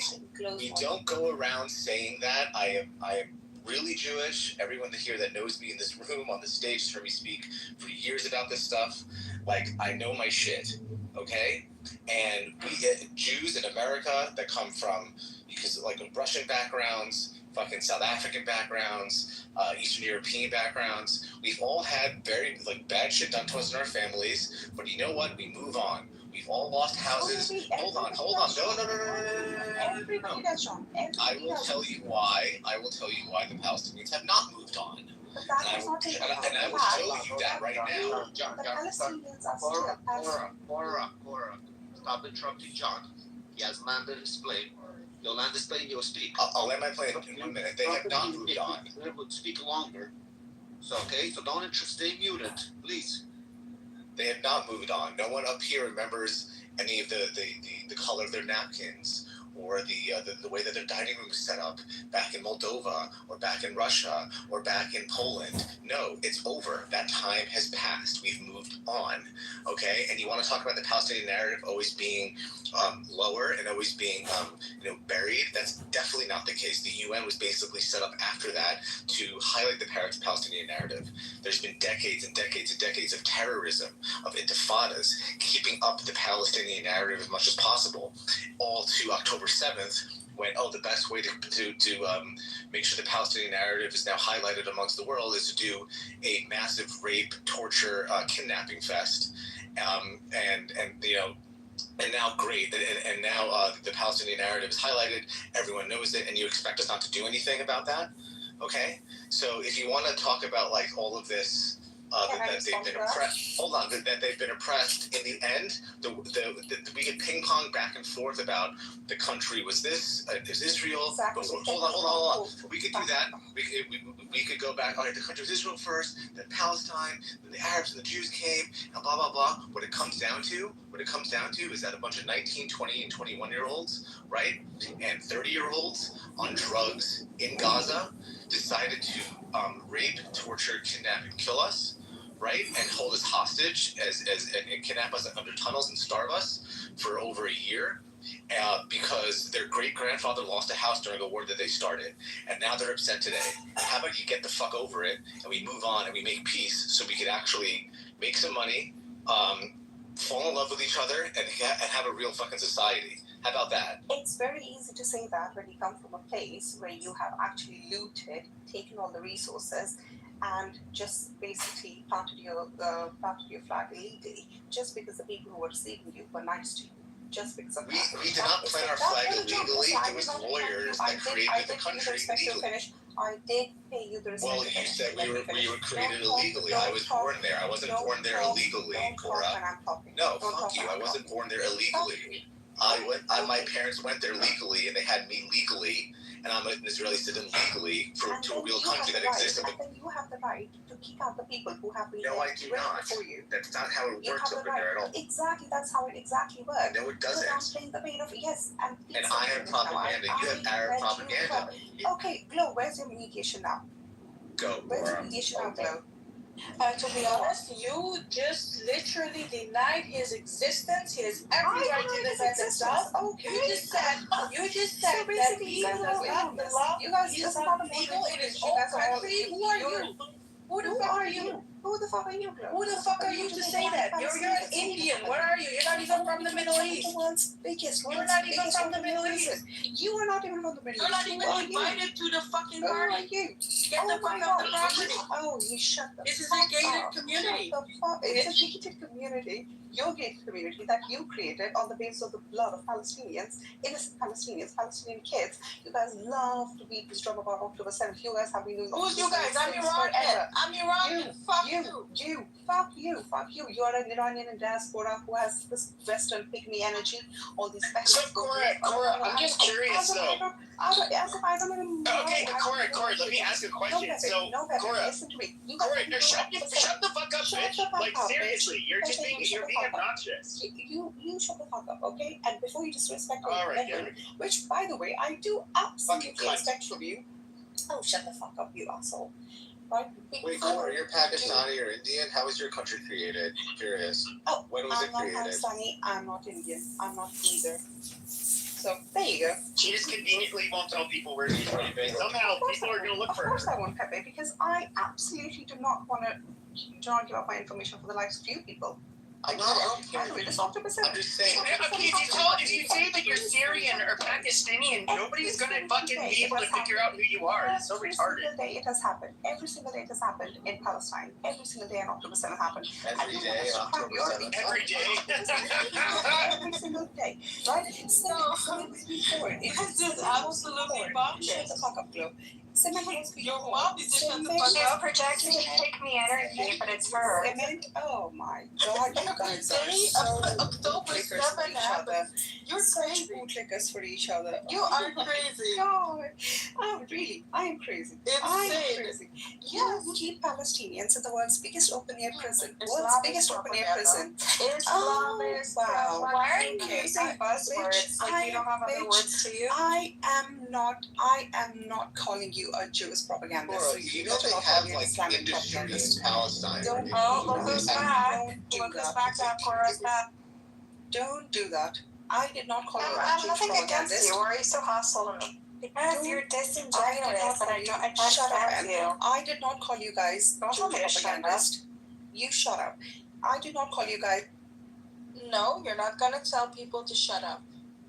By the way, the Palestinians have the highest literacy rate in the Arab world.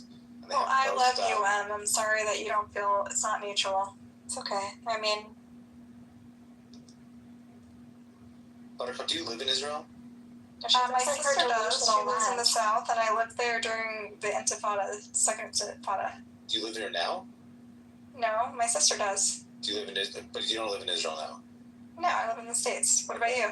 I live in this. Okay, so twins.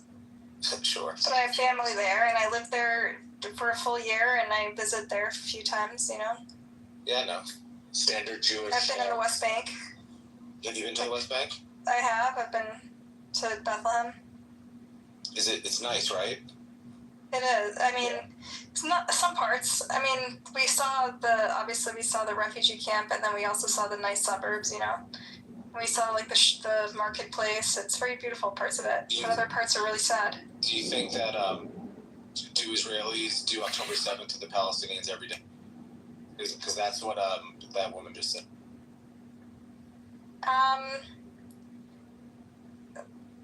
There is violence in the occupation by definition. Wouldn't you agree? There is daily violence that Palestinians endure, even the ones that don't hate Israel have a perfectly. But is there violence from both sides that they provoke each other? Let's be fair. By shooting rockets at Israel. So my friends who grew up in. Okay, let me answer. Let me think about that. Is there violence from both sides on a day-to-day basis? My friends who grew up in the West Bank and had to deal with the checkpoints, they experience violence in a systemic way on a daily basis. Okay, the Israelis also experience violence. Well, intermittently, right? I'm not denying that. They have real security concerns. But the Palestinians, it's a systemic violence they experience every day. Systemic violence. So we clearly saw they can govern themselves after October 7th. We're talking about the West Bank, which is different than Gaza, Rafi. You have to be able to distinguish between Hamas and Fatah, right? One of them rejects violence as part of their. What do you mean? We've been talking about Palestine up until now. No, Rafi said October 7, which was done by by Hamas in Gaza, not by the Palestinians in the West Bank, and he's conflating the two. No, I said. Do you think the Palestinians need to do anything to like give up something, or like what agency do they have to make peace, or is it all on Israel to do everything possible? So John, I don't know if you know me very well, but me and my friend Judy from the West Bank, we vehemently criticize Hamas. Hamas is responsible for provoking the most right-wing Israeli government in history into what I consider to be genocide, right? Israel is also fully culpable for the way it chose to respond, right? And so, yes, Israel, the Palestinian, the Hamas must be accountable to its people who it acted unilaterally without a vote to go to war against a regime that was outpowered it and that was going to destroy its civilization in Gaza. And that was a choice it made, and it must be accountable to its people. But my interest primarily is in holding our people and our government and our leadership and our institutions accountable for what they did and their choice to respond the way they did, which is a permanent black eye on our history and our culture and our heritage. And it's something that I feel more inclined. The Palestinians, they are holding their government accountable. They must hold the Hamas accountable, and they must that's on them. My responsibility is to my people. Your thing is, correct me if I'm wrong, you want Israeli Jewish society and maybe the more Jewish To reckon with what they've done, yes. So just a real reckoning, yes. Okay, what do you want us to do? So I want to see I think for the sustainability of my sister who lives there and her sons who will go in the army, I want to see a future Israel that's not at war anymore, right? And I think to do that, we need to have there's no government candidates right now, no, prime minister, no interim the prime minister's race. There's no one who's actually presenting a plan to deal with the millions of Palestinians that are under Israeli rule that don't have rights of their own, right? And I think that is at the heart of the conflict, right? We need for people to just kind of give it up, and it's become this indefinite occupation that was supposed to be temporary, now it's become permanent, right? And so millions of people are living in sort of limbo, and I think even right-wingers, even Zionists agree that you can't have people be refugees forever, right? You can't just have people be in limbo. And their solution to the limbo is, just expel them, resettle them, have voluntary migration or whatever. And my solution would be to give them rights. And so the plan that I've been toying with, that actually Emerald introduced me to, and some other Israelis, this guy, Rodi, he's like this Persian Israeli Zionist guy on the south. This plan is basically, it's between 1 and 2 states. Basically, it's like a confederacy where one side is governed by Israelis, the other side is governed by Palestinians, but the borders are open and fluid, so people can move both sides, and you can have residency rights. And there's some, there's very strong protections for prevent tyranny and oppression of minorities. And they have a joint partnership on things like security and resources. And so both parties have a shared interest in fighting terrorism, whether it comes from Jews or Palestinians. Yeah, this is going around now. So I like that plan, but in the interim, John, I think we need to end the occupation, because it's not sustainable and it's killing us, okay? And if status quo is killing us, it led to the worst genocide, the worst massacre of Jews since the Holocaust, the next one will be worse. So do you think that, so every town settlement, neighborhood was removed from the West Bank, you think that would not be enough? Like, the Israeli government Jews can do? Talk about Ariel, they were told that. No, that's not what I think. I think that, I don't think anyone would really have to move in this confederacy plan. I mean, ideally, I think we should be able to eventually work towards one binational state where everyone can share. Listen, there's 2 people already sharing this land between everyone in the state. It's just a configuration that's not fair to everybody, right? All we're doing is shifting the configuration where we're giving the millions of people that are being ruled over, we're giving them rights. And so if no one would move, we would just have a government that has a shared interest in prosecuting terrorists no matter which side they come from, right? Because they're all in the interest of this, they're all acting in the interest of the sustainability and security of their shared land. And that's what we have to work towards. I'm just curious, what I think what you're saying that would be optimal, but do you think it's possible, if you were to do that on their side, would then simply massacre the other side? No, not they would simply not have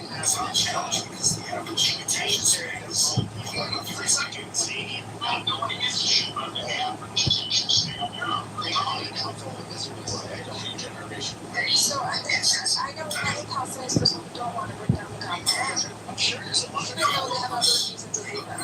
And the border in the West Bank under the occupation. But how do you get So here's how the map. This is the map I do. People tell me, so many Palestinians are so equal, they're socialized, still, etc. Let's start with the 2 million Palestinians moving in Israel. They don't do terrorism, right? They move on to reading the Knesset, they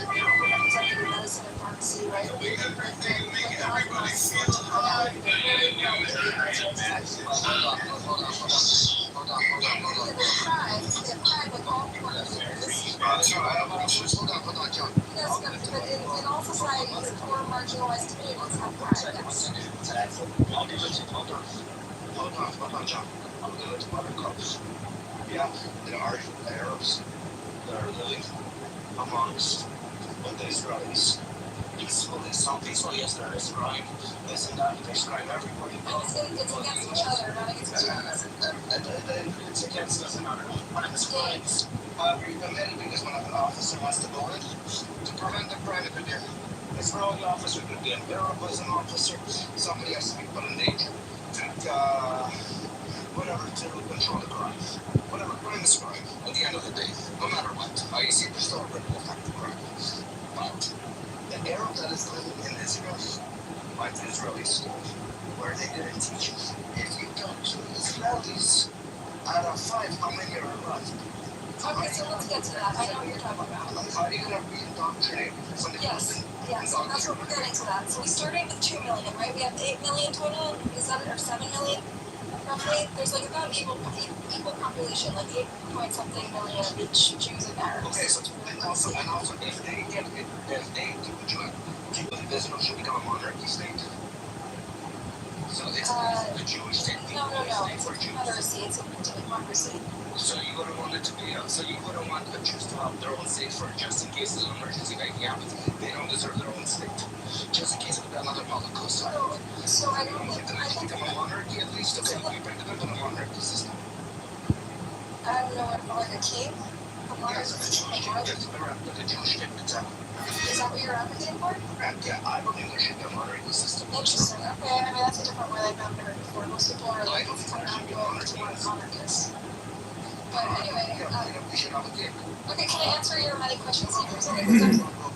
Okay, so we have 8 million, right? 2 million, they're fine, right? They live in Israel, they're integrated. Sure, there's crime, but there's crime everywhere, like, especially in poor areas, right?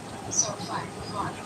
So they're fine. They would be integrated into this new government. Next, we have the West Bank. The West Bank, you have people.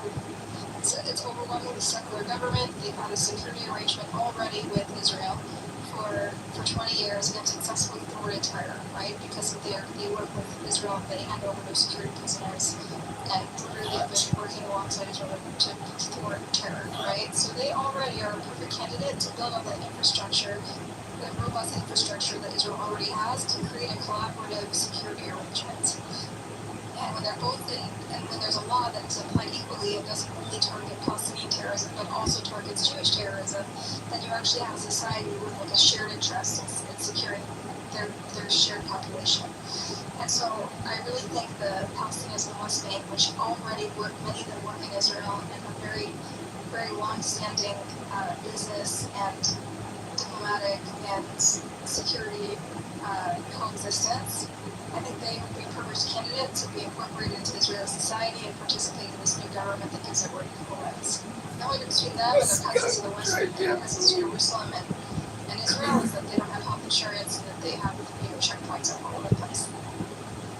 Then Gaza is a bigger problem. I don't know what to do about Gaza because I can't imagine that these kids who are living in tents and have rocks biting off their face and are living under medical siege and whatever initiated and their families are being killed. I really don't know how they come out of that not hating Israel, right? So it's really hard to interpret people who literally been running barefoot in tents with missiles falling over their heads, right? And so that is like going to be a huge challenge to overcome. Those kids like Israel prior to number 7. Many of them did. I can show you videos of kids who said they raped Israeli kids. They were brought in on something.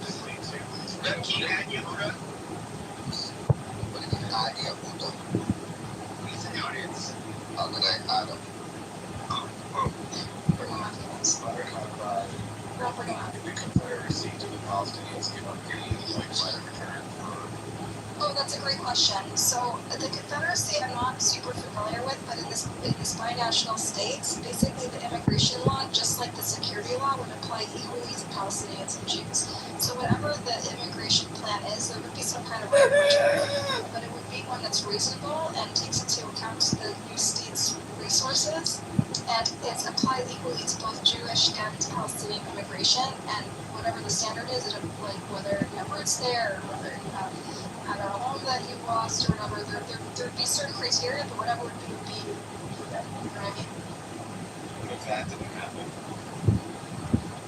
If what didn't happen. So the state would have a constitution. What if they got everything, but there wasn't like a right of return? And maybe there was something similar, but so the right of return doesn't have to be literally everyone coming back and taking their houses. The right of return could also be financial compensation for what they lost, right? But I'm not respecting it because they sold by money, so it sold 50 years ago. It's not financial compensation. On Bill Clinton. And why wasn't that? Why haven't they offered financial compensation? Hold on, Bill Clinton gave them 95% of what they were asking for, which in negotiations were up. When somebody gets 95% in the yes, so it's opportunity. That's not disputed. Yes, it's opportunity. It doesn't mean you shouldn't do it again. You should try again because there's this opportunity. It's by design. If I may jump in, the Palestinian side. That was my question. Yeah, you didn't complain about the title change, Marty. You didn't contrast What does it say? How does it say?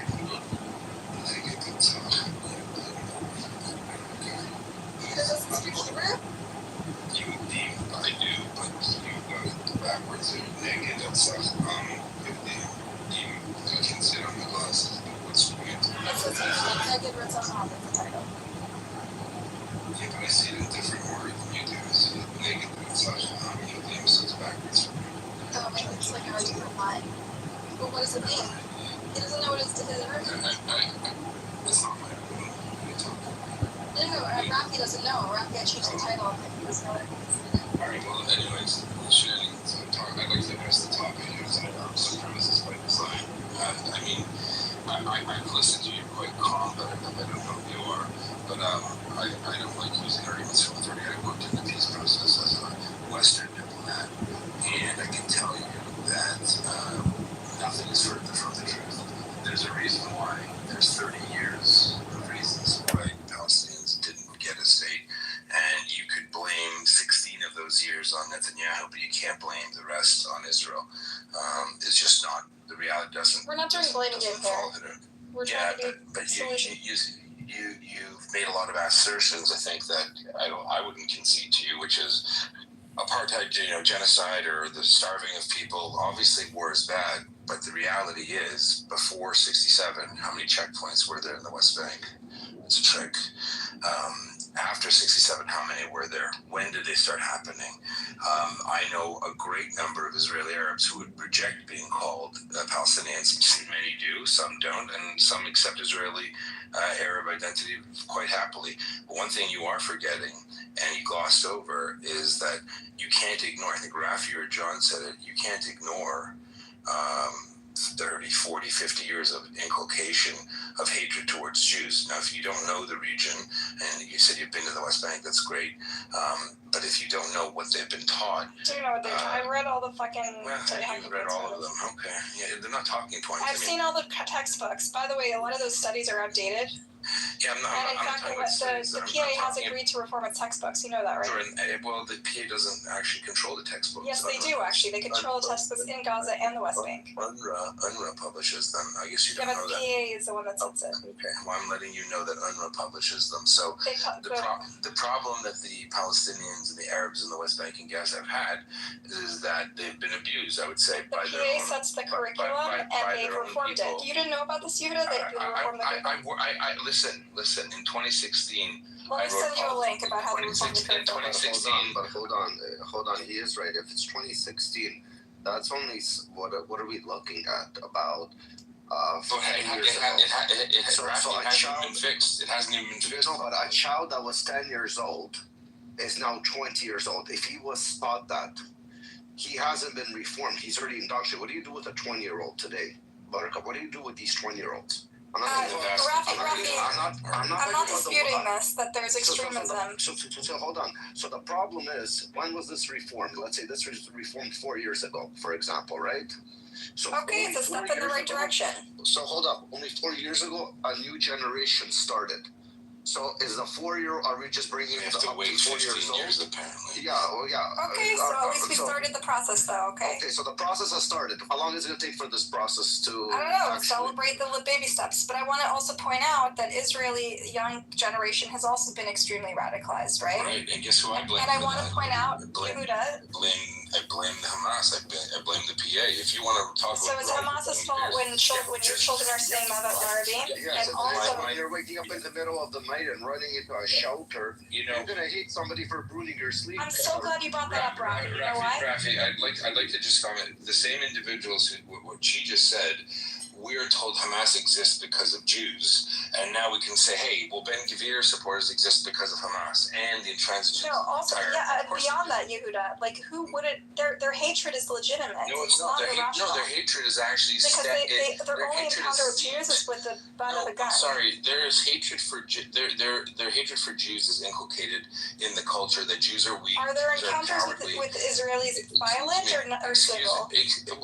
Well, finally the Israelis were able to stand up and defend themselves. So no, yeah, but they the got children violent. that grow up there, do they encounter Israelis in a civil way or a violent way? You want to start? When do you want to pick a day? You pick I'm the saying day their you want to start hatred is history. justified. It's not. Their hatred is they not don't need to be justified. indoctrinated. Their hatred is not justified. Their hatred is based on anti-Semitism. Do you know anyone in the West Bank that is like a peaceful person? The West Bank? And ask about their interactions. I know more Palestinians than you. I've worked with more of them than you, and I know. How do you know?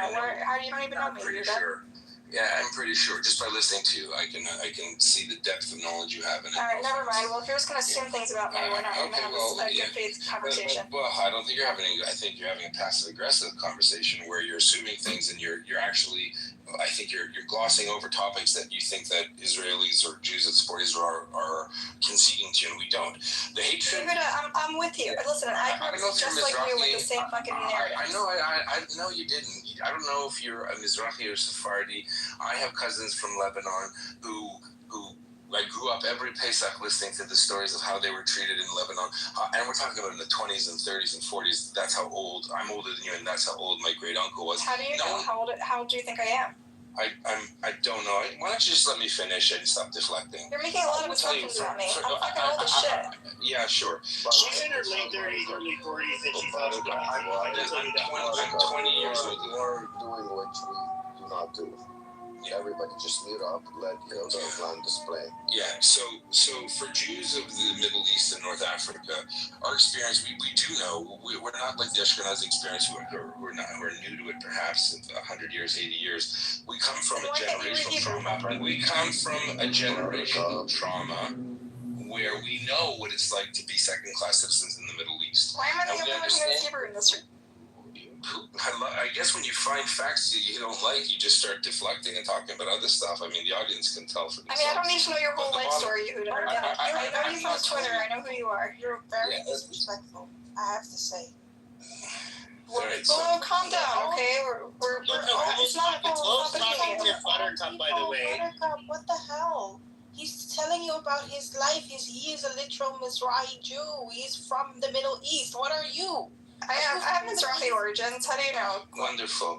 Well, I'm let glad. her speak then. Let me finish, please. So It's not Jews talk, Lo. Get used to it. We're not as polite as Persian. No, I will not get used to it. No, but well, that's how we interact. We have overlapping conversation. I don't care. We have rules. Buttercup, we have rules. Come on. Let him land. Stop interrupting him. It just makes it longer. It's again, we're and it throws me off. Thank you. So the bottom line is the Jews of the Middle East are quite aware of how we were viewed. And when Jews purchased all the land they lived on from the late 1880s and the first Aliyah and second, every single square centimeter, every dunam of land was purchased by Jews that they lived on. And then the Arab nations, after the partition that they rejected, tried to kill all the Jews in Israel, and they lost. Now, Israel did grow in territory, which is legal under international law and times of war. If you want to say that because of that fact, post-fact, that every Arab in the West Bank has justified in his hatred. No, they're justified until they become an adult, and then they can learn their own history and realize, in fact, their grandfathers, as the other gentleman said, started a war. Their grandfathers tried to eradicate Jews, and they lost. It's the same reason why in 1967, when Egypt and Syria lost so poorly to Israel, that Nasser and Hussein got on the phone, which was recorded, and said, we have to say that the Americans and the British did it, because God forbid the Ummah think that those cowardly, weak Jews could actually fight.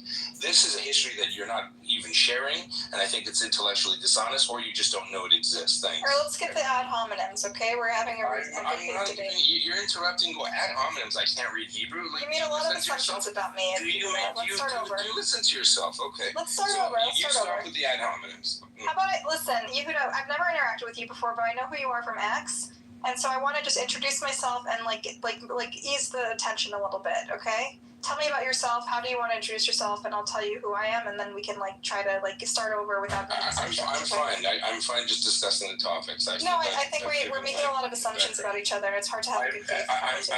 I'm only referring to your speech, what I heard you say with my own ears. You made assumptions about my age, about my competence, about my background. I'm 20 years older than you. I don't think you either know the history or you're kind of propagandizing. But that's my opinion. I'm entitled to it. I'm not running a thesis. Let's pull a thread and see what we believe. Can you guys just move to the stage? Who's speaking to who? Buttercup and Yehuda are speaking. Oh, Buttercup is you? Okay, thank you. Yes. Okay, thank you. So, Yehuda, bitch, you are a liar. I'm sorry. Okay, I don't know what this person is. No, sorry, no. I was just saying that when he brought up the North Africans as Jews, are you crazy? This is a crazy. This is like a take this person off stage. Oh my god. I know, but I know you guys love claiming that you're the original Native Americans and the original Jews. That's fine. Rafi, just kick her off the stage. I did. Anyways, let's get to justified hate. Anyway, I'm not like this fucking lefty radical as a Jew that you stereotype that you're trying to make me out to be, okay? I grew up like you with the same narrative and the same history. You accuse me of judging you, and you're telling me you grew up like me. You don't know. You sound like an American Jew. That's what you sound like. Okay. Well, I'm not an American Jew. No? Where are you from? So let's do this. Let's talk about ourselves. Where are you from, Yehuda? Yeah, I'm good. I'm from the Northeast. Where are you from? I'm not from America. How's that? Okay. Do you want to be friend? Do you want to Okay, never mind. I tried. Yeah, it's fine. Let's just talk about the topic. I'm fine with that. What did you say? I live where Rafi lives, apparently. How's that? Oh, you're Canadian. Gotcha. The better part of North America, correct? Gotcha. All right. Nice. The polite side of America.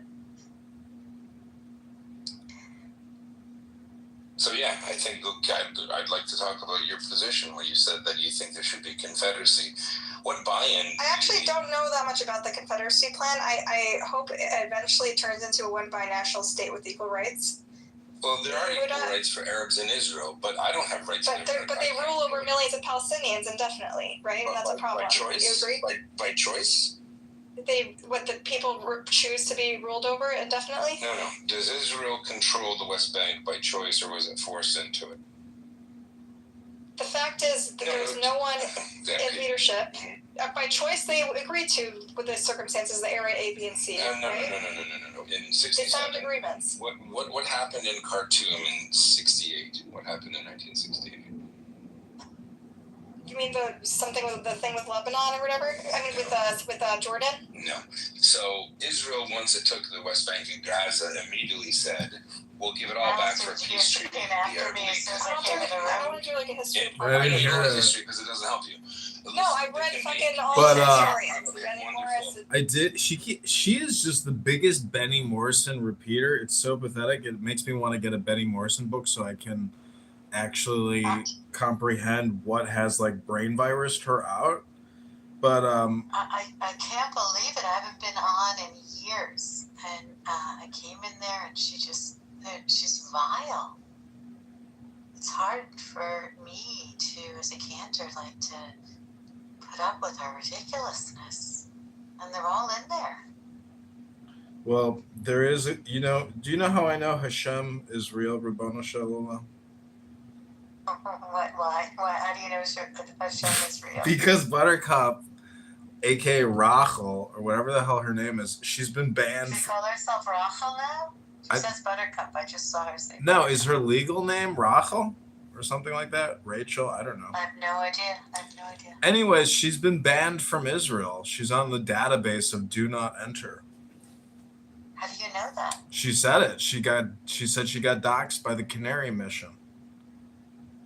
I never heard of that, and I'm pretty involved with what goes on in Israel. Yeah, she claims that she has been banned, but if you can say it, it is not true. And it doesn't really matter whether she's been banned or not. She loves to say, I'm in the media. I'm in the media. I work in the media. I work in the media. I never heard her even say that. I didn't know but She it's claims like, why are that's they what putting her up with position her? is. They monitor Raffi, Daniel, Glow, because honestly, she doesn't shut up. So like, you can give her an hour segment. I think that's the way they do Daniel, it. who's comes from Israel, who's been in the No, some other Daniel. Daniel, I love Israel. Maybe it's him. I don't know. Okay, does he speak with an accent? I'm not sure. I haven't heard him speak in the room yet. Yehuda is speaking. But I just like, part of me is like, I like recording all this stuff, but honestly, it's so pathetic because this is an unrecorded room. None of these people create content personally, as far as we know. And, if they're not recording it, they really are, I'm sorry, but retarded, because to sit here and waste all your attention and focus creating unrecorded content when you do have political ambition or goals is retarded. So it's possible, you may be emotionally upset at what these people say and how they say it and who they are, but just remember, if they're retarded and you're upset about what they're saying, the joke's on you. Because she is an effective communicator, but honestly, any woman with a distressed voice, no matter what the message, is always effective communication, because it's just like raising sails with wind, it's just the weather. It's a woman can be a fully automated hurricane, tornado, or a thunderstorm. She's been doing this for so long. I haven't been in that room in a really long time, not just months, probably a year. And as soon as she just came right after me, and I'm like, so what is Jewish about you?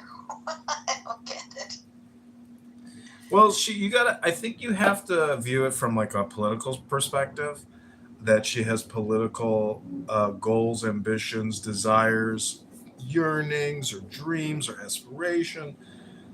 And that's really the real reason, because I have boiled down women like this over hours of conversation, and the extract or the condensed congeal is political.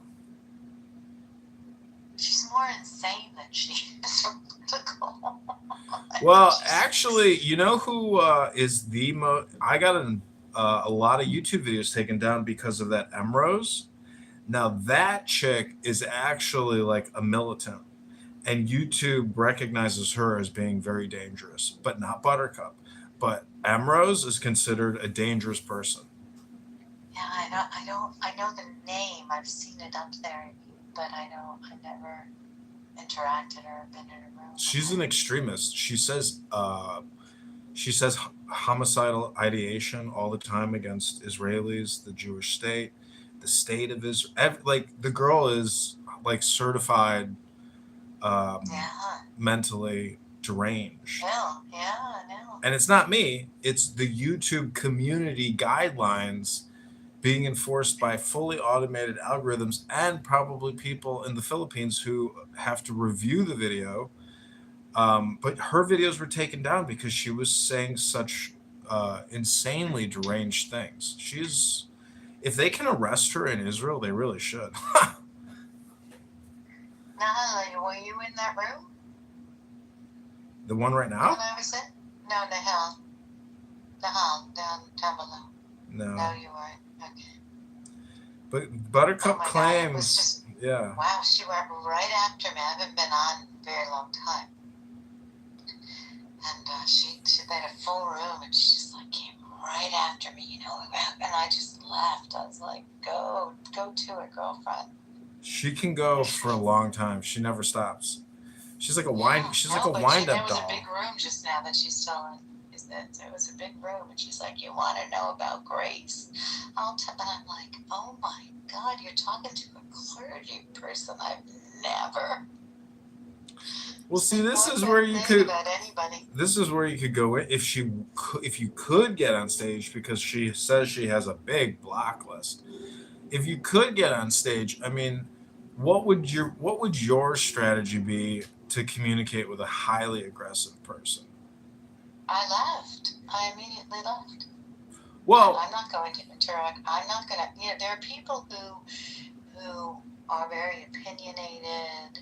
People, we've had disagreements. Listen, I was on Clubhouse for years, and there was this "let's take a step back" moment. That I used to get when I was moderating. Let's work at let's go piece by piece of what are the concerns. I'm really good as a cantor to, listen, it's not the first time people get mad at their clergy or other people in a congregation. So I've been doing this for a long time. But she just came in and just wanted to rip me to shreds. I haven't talked to her in years. And she just, let me tell you about, I'm like, nothing about it. It's interesting, watching you. I'm fucking Clubhouse. I'm perfectly legitimate member of the Jewish community in real life. No, I'm not. You're standing in the Jewish community is not my concern, but it is. No, I'm just saying it's interesting because it's listening to two characters I've never heard talk to each other before. Who is this Nahali? Why is he on my Dude, I have nothing against you. You seem like an interesting dude. I've seen you online on X, and you're very good at holding a room, and I'm glad we got to meet finally. Nice to meet you as well, Buttercup. I was about to, tell you the concept of Talmud. Okay. So I'm like banned from any room that Rafi's in. He bans my accounts, but really the thing is, Grace, it's so pointless even communicating with her. That's why I record everything, because I just go the extra step. I do the real work, and I record them. And so that's why I say, if you were to record your experience speaking with a highly aggressive Buttercup, and you maintained your composure and had a rational, respectful conversation, what you're really doing is just exposing her, but you're using yourself as the artistic palette or medium for her to project her internal friction onto you. And in that process, if they watch that, it's possible you could transform their perspective and they would say, "Fuck, I'm a bitch." Yeah, no, I think they're using it. I think they're using it for entertainment. That's what they do in that room now. Yeah, there are so many lonely men on the internet that just talking to a highly obnoxious, extremely annoying person like Buttercup is truly the most exciting thing they could possibly do in their immediate vicinity, maybe for 30 miles. Unbelievable that I've been off for a really long time. Everybody says they've been off for a long that time. She has any kind of audience. I think people are using her for entertainment. I agree. It's almost like if you want to record content, you need a cast.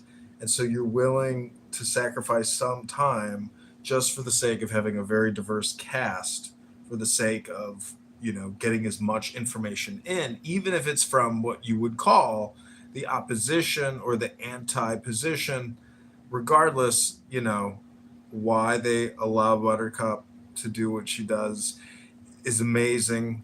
And to bring her on stage, what are we talking about? Well, there's a lot. I don't know. There's a lot of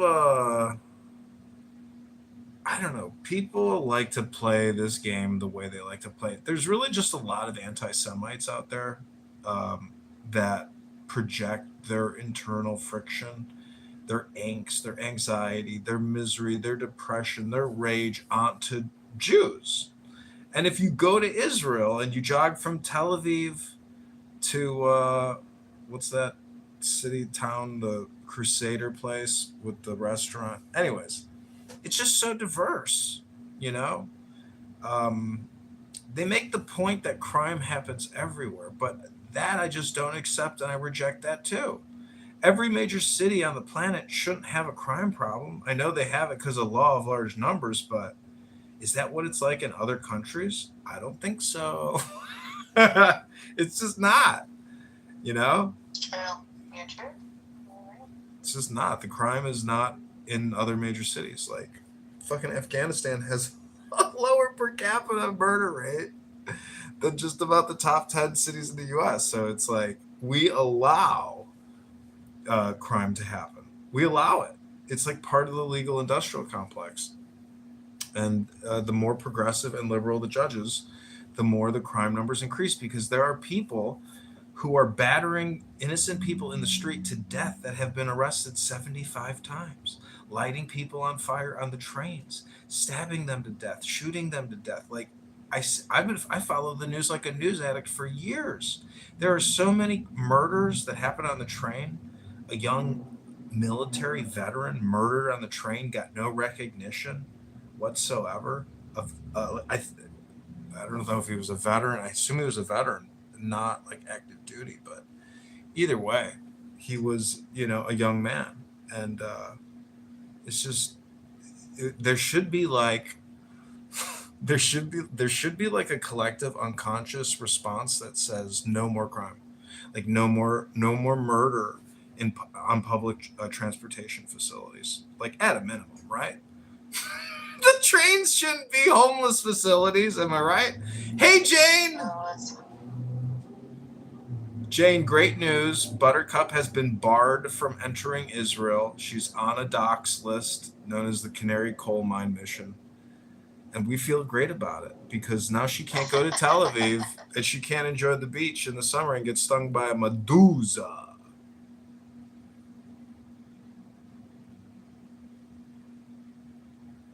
Hello. Hey, Grace. Jane, welcome to the show, Jane. We're forming a female minion. You know what they call a female minion in Hebrew? What? Oh my God. What? Rabbono Shalom. I don't know. There's got to be a word, right? Like a minyana? No, it's a neutral word, minyan. Yana. When you're going to Mexico. I was dating this very Orthodox girl in Los Angeles, and then she went to Israel, and she went to a seminary, and she got an arranged marriage, and she came back, and I saw her, and she's like, I'm getting married. I was like, oh, wow. Congratulations. That's amazing.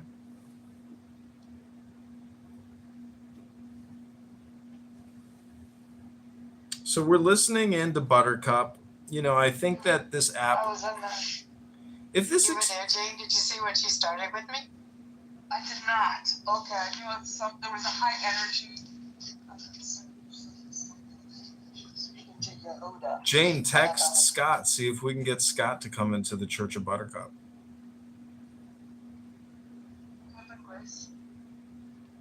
She was attacked. I haven't been in there in a long time.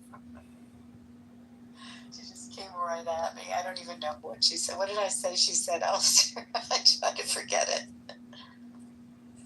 I don't know. She's a psycho.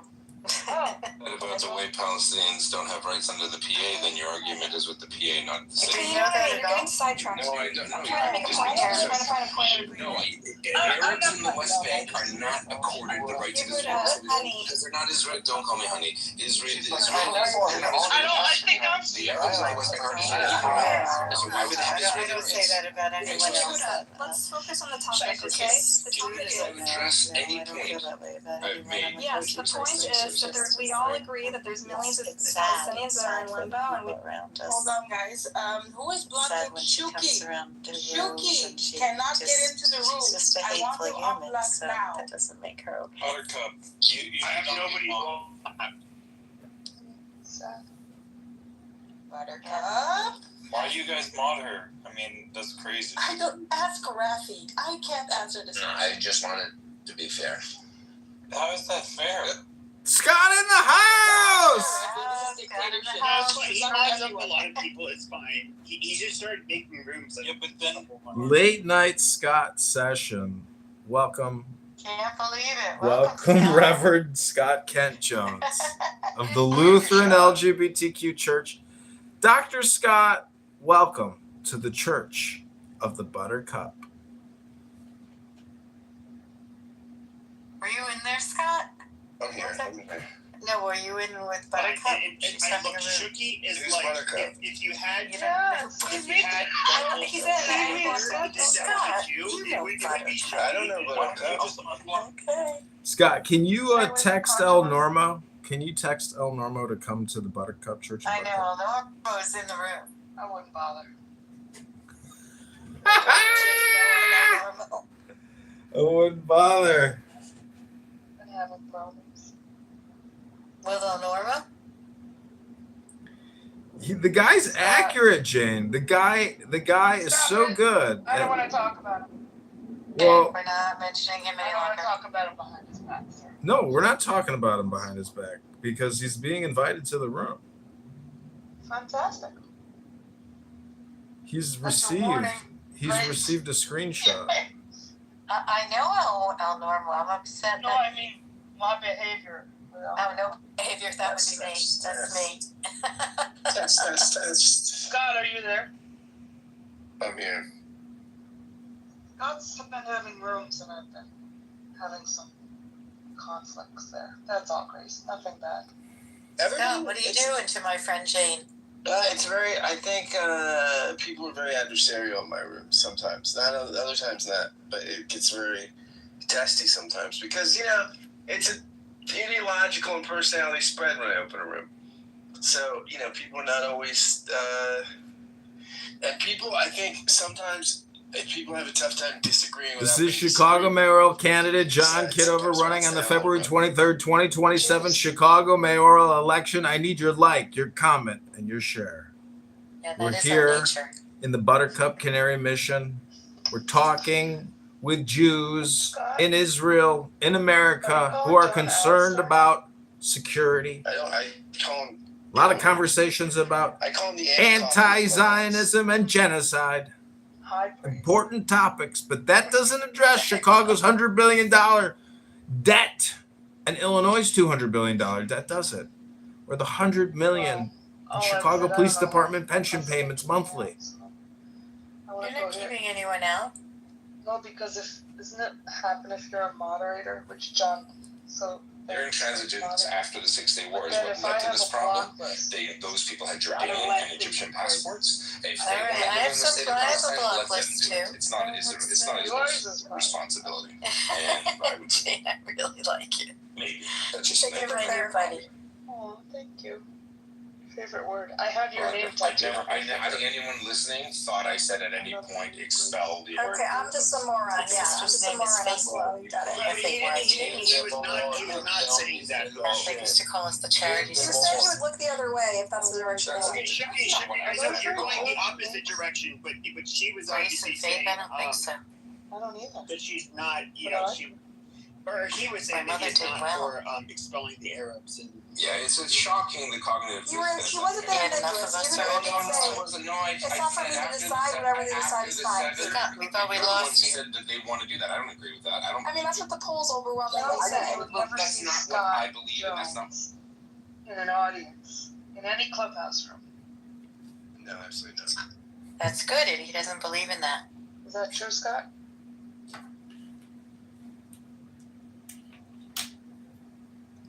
Stage or nothing. That's true, Scott. Isn't it true? Stage or nothing? Yes. It is totally true. Stage or nothing. Okay, good. Stage or nothing. And I don't know, Ain, and maybe you guys know, and if I'm not pronouncing your name right, please correct me. And who knows? Who knows? Is it Ain? Show yourself, Ain. Oh, I don't know what it is. I don't know what. I don't remember anymore. Hello. Hello? Do either of you ladies happen to have a cat or have had cats in your life? Yeah, I've had cats. I have a dog now. Scott, are you on club deck right now? Yes.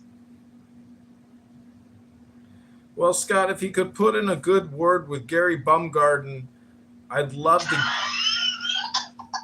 to try to get an appearance on the show. He says the young kids keep encouraging him to create videos, but he says, "No, goddammit, I write!" But he says the young kids keep telling him to get on those videos, like YouTube. Jane, this is too funny.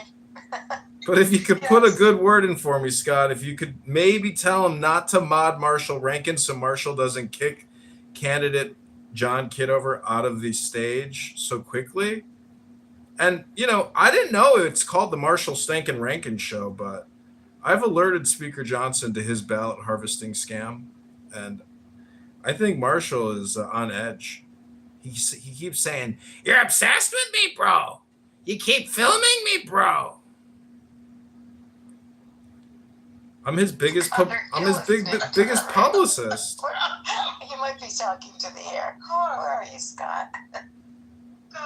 Scott's laughing. He's like, "That was a good one." He's like, "He's not a cheetah. He's a snake." Well, I did listen to this. I was tipped off by Scott that this is good, funny Clubhouse. So you do have a series, quite a catalog of Marshall Rankin content.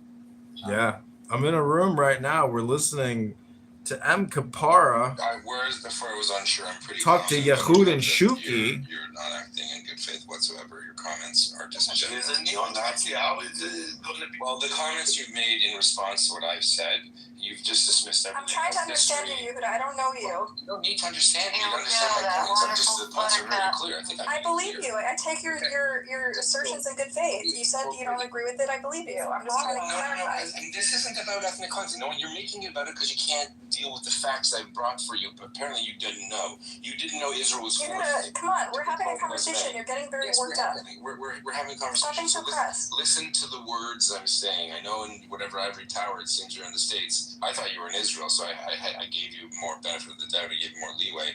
But if you really think that you can just ignore the fact that the reason why the Middle East looks the way it does is because the Arab nations wanted to murder all the Jews because they do not like us and they lost. No one said that. Now you're putting words in my mouth. No, I'm telling you. If you think that, then that's... Well, no one said that. We're just pulling allegations out of the air. You have blamed Israel for everything. You've said no, you don't even know me. I just listened to you for an hour. Before I came in, I heard you.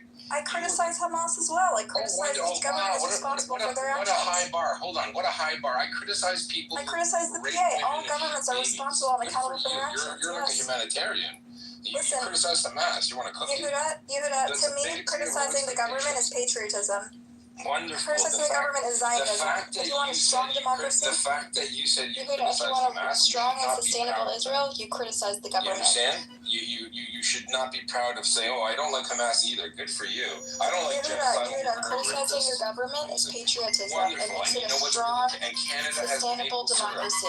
And Canada makes free maple syrup. It's not the point. You keep changing the subject. I don't know who this person. Are you a college student? You're accusing me. You seem like a JVP person to me. That's how I feel. I don't know. Oh my God, this is really ad hominems left and right. Ad hominems. Okay, you're just playing victim the whole time. It's really weird. I'm not playing the victim. I'm simply explaining my perspective.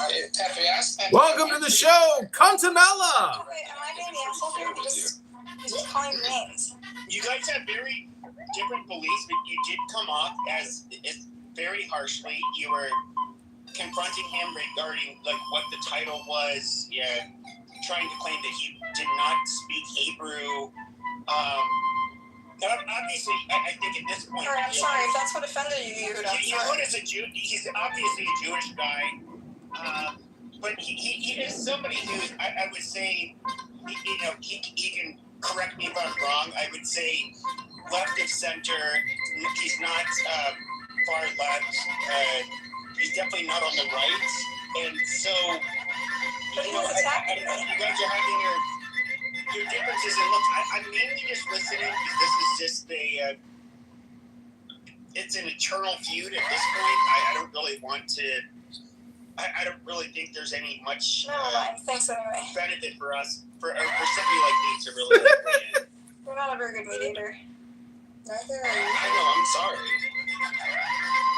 I thought you'd be a better mediator, Pepe. I'm not for a person that keeps talking about ad hominems and childishness, you're besting us all here, eh? Like you're complaining that you're being attacked, but you're like mocking everyone. You mocked me because the Hebrew was inverted on my screen, and then I hear any falafel shali mifta from you, and it's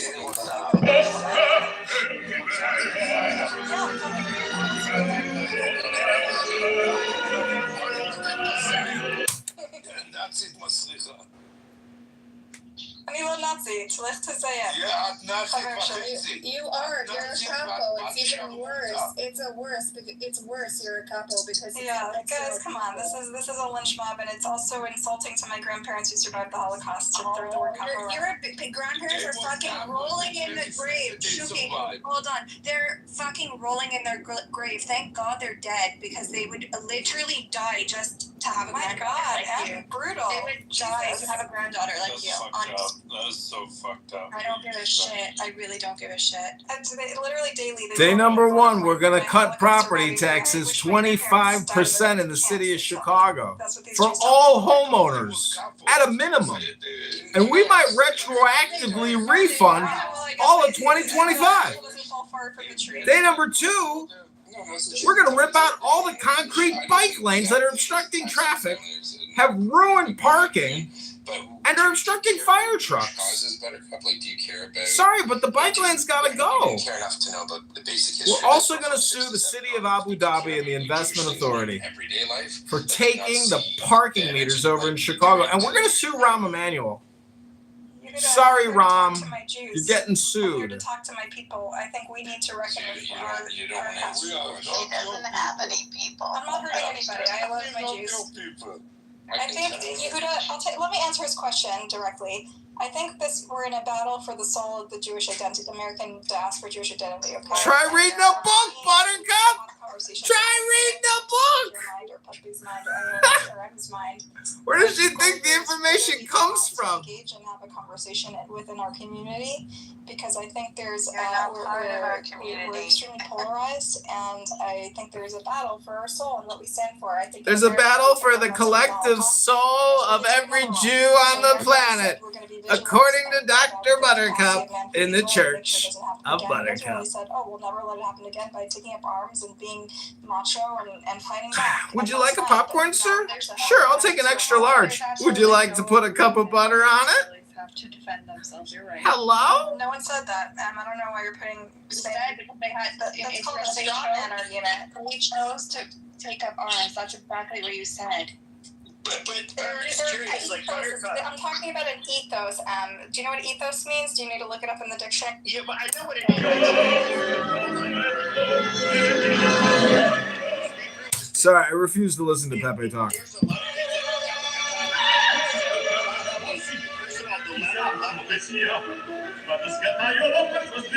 Pepe is a moron. He is retarded. Pepe is retarded.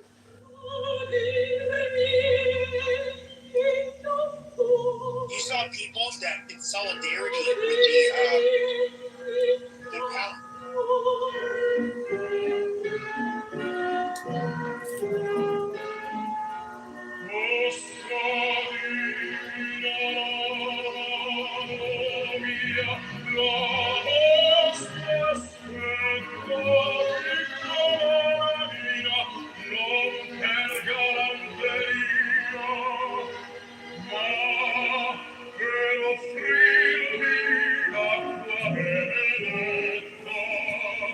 I'd rather listen to opera than some chick scream all day long.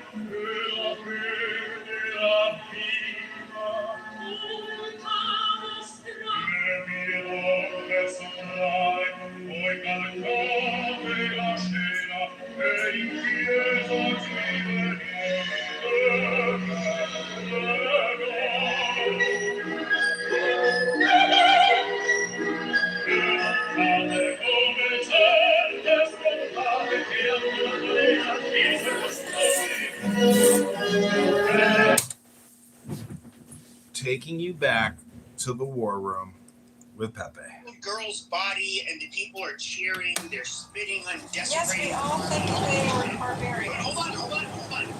Don't gloss over it. No, hold on. You're either a death cult. These are the Okay. Yes. Hold on. We can agree. Sure.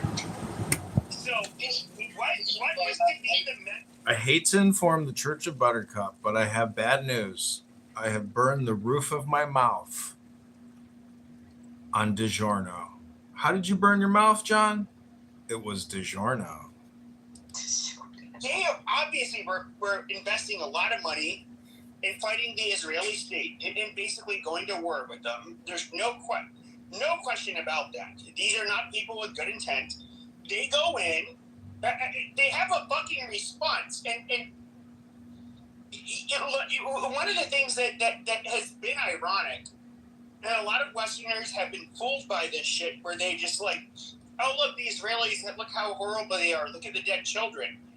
I have a lot of gripes with Israel as well. I won't get into it here. But at the end of the day, what do you expect them to fucking do? Yeah, okay, a lot of protesters are ignorant, right? They just discovered Palestine on the map yesterday, okay? I agree with you. What do you expect Israel to do is what he asked. That's the question. If that's your bottom line, what do you expect Israel to do in response? They have to do something after that. I'll tell you. Oh, great question. Pepe, I agree with you. Hamas must be accountable for provoking the most right-wing genocidal regime ever into what they've done, okay? But what the answer is there are more than two choices: doing nothing and genocide. There's many choices in between doing nothing and genocide, Pepe, right? I don't know that it's necessarily genocide. Okay, whatever. There's many choices. You don't have to call up whatever. Jason, you just came onto the stage. Just give us like a second, because I also had a question. No, because all you guys are doing is rapid fire. You're not answering. You're just trying to interrupt each other. That's what you're doing. You're not listening. Well, thank you for interrupting us. So now when someone else does, I've been listening for the last like 20 minutes. It's that's literally all y'all have been doing. Can you just Marshall Rankin makes an appearance in a cheetah jacket. Okay, but was The it Marshall was it Rankin Hamas or Show. the people that were spitting on that girl that Pepe was talking about? I think it was both. I think it was both. That's the fucked up part about the whole goddamn. Yeah, some civilians participate in the attacks. I'm waiting for your butt to come next. I didn't say butt. Okay, great. Well, in Europe, in the 1930s, is what the Nazis did. It was enough Gentiles that tried to help out for Jews and to save them. There is not even a single one of the Gazan people that came forward to try to save any of the hostage. Therefore, they're all equal to Hamas. Yeah, and I'll even take it a step further. God forbid someone say. Oh wait, you're signing off on that they're all Hamas, Yehuda? Hold on, but why don't you just get a notepad Just and signed a off pen on and write down? everyone in Gaza's Hamas. You're not good at this debate. Listen, Lutz, why don't you? Hold on. Let Yehuda finish. I've been waiting to ask. Let me tell you something. Yeah, good. German Jews or Jews of Europe after the fall of the Nazi regime, and I know people like to call Israel the Nazi regime, which is a disgusting slur, but do you think that Jewish partisans after the war would take Germans and murder them and have their children spit on them? There's something wrong in Gaza. 20 years of Hamas rule has inculcated a culture of hate, and that's problematic. And for someone to say, hey, time to make a steak, yay, and Israel should be happy, you'd have to be palpably nuts. I mean, 20 years of governance, good governance, no child abuse, right? Teaching a child, I have 2 Molotov cocktails and there are 5 Jews. How many more cocktails? Honey, let's go to PalestinianBabysitter.com and get one of the new Palestinians to babysit for the family. You're not a serious person. Baby, maybe we should think about that go one. after all the kids in Gaza and blame them, but you can't also expect the Israelis to turn around. Honey, I gotta call the Palestinian plumber. Have a peace with them. That's just. He's got a higher Google rating than the Irish plumber. All right, you can call him. Waiting a while. You know what, Chicky? You can take it dick and stuff it in your mouth because all you do is talk shit anyways. You fucking piece of That's right, I'm a piece of shit that loves to come at you. You fucking... We're not going to do this, okay? Shuki has been on stage for longer than you, Jason. Let's give him the opportunity. I would... His opinion. I can go because he was your first. You know... That shit. People try to take turns. Stop You just... You like to hear your own... Stop interrupting. You don't know... Don't know... Please stop. You love to run. You don't get peace because you believe in bullshit. I'll call it out for what it is. Like what's happening? Every child that going to school, and getting that material as a study is a future terrorist.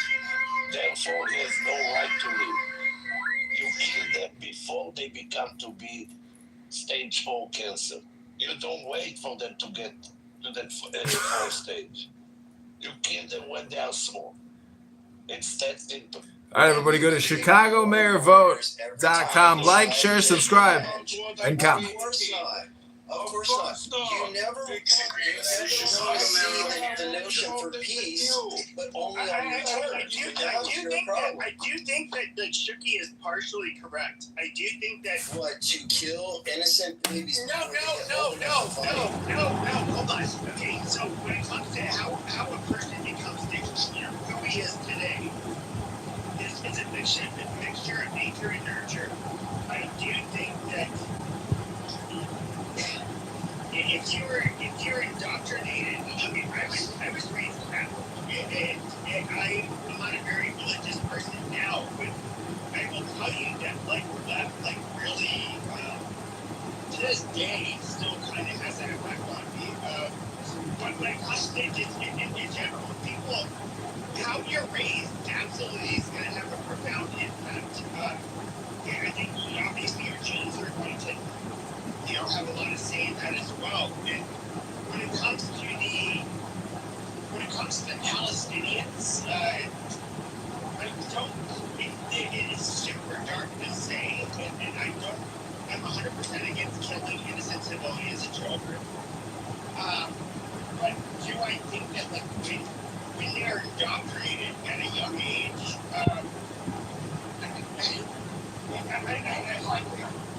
I have to at least out, there's some credence to that. Like, yes, that those formative years of their lives where they are taught to hate another group of people and to, be willing to martyr themselves and murder a specific group of people, they're like, yeah, it obviously has an effect.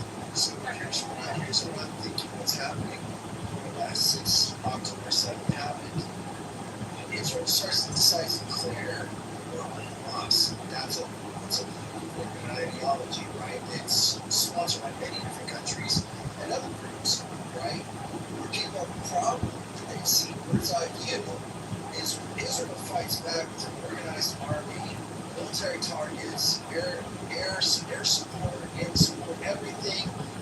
Organized army or an unorganized army that the Palestinians have under Hamas. They feel, how can you fight a war is not fair? Period. Whoever has a better gun and has a strategy wins. But you keep creating a generation of revenge. And societies claim they're oppressed. So when you try to say that it was a genocide to what you did, to we got back at them, you're fighting a thought, not just a name, because Palestine is a country. It's not a recognized territory that has rights in its own territory. It's determined by the UN. The UN doesn't do shit for them. And I'm not trying to throw pouting, but let's lay the playing field level. It's people have a problem when they see war and on a catastrophe like site, like seeing buildings leveled and by smart bombs. These aren't regular bombs. These are not thousands of bombs. It's smart bombs that take out neighborhoods and fights against to organize our people. There's no chance. They count on one other thing that they know that they can get, and that's propaganda. That they know that visual aids through social media and global networks makes Israel really fucking bad. You expected Israel not to respond because hold on, no, I'm gonna finish what I'm saying. Because the Gazans can't protect themselves, they're not equipped like the Israeli army, right? Maybe they shouldn't My whole question originally was what did you expect them to do? But you responded to my question is what did you expect Israel to do? Like when you look at Hamas, what they feel is an unfair war. Yeah, Israel's not declared action. Your feelings don't matter, Jason. Your feelings don't matter. Other people's feelings don't fucking matter. It does. You said I just know.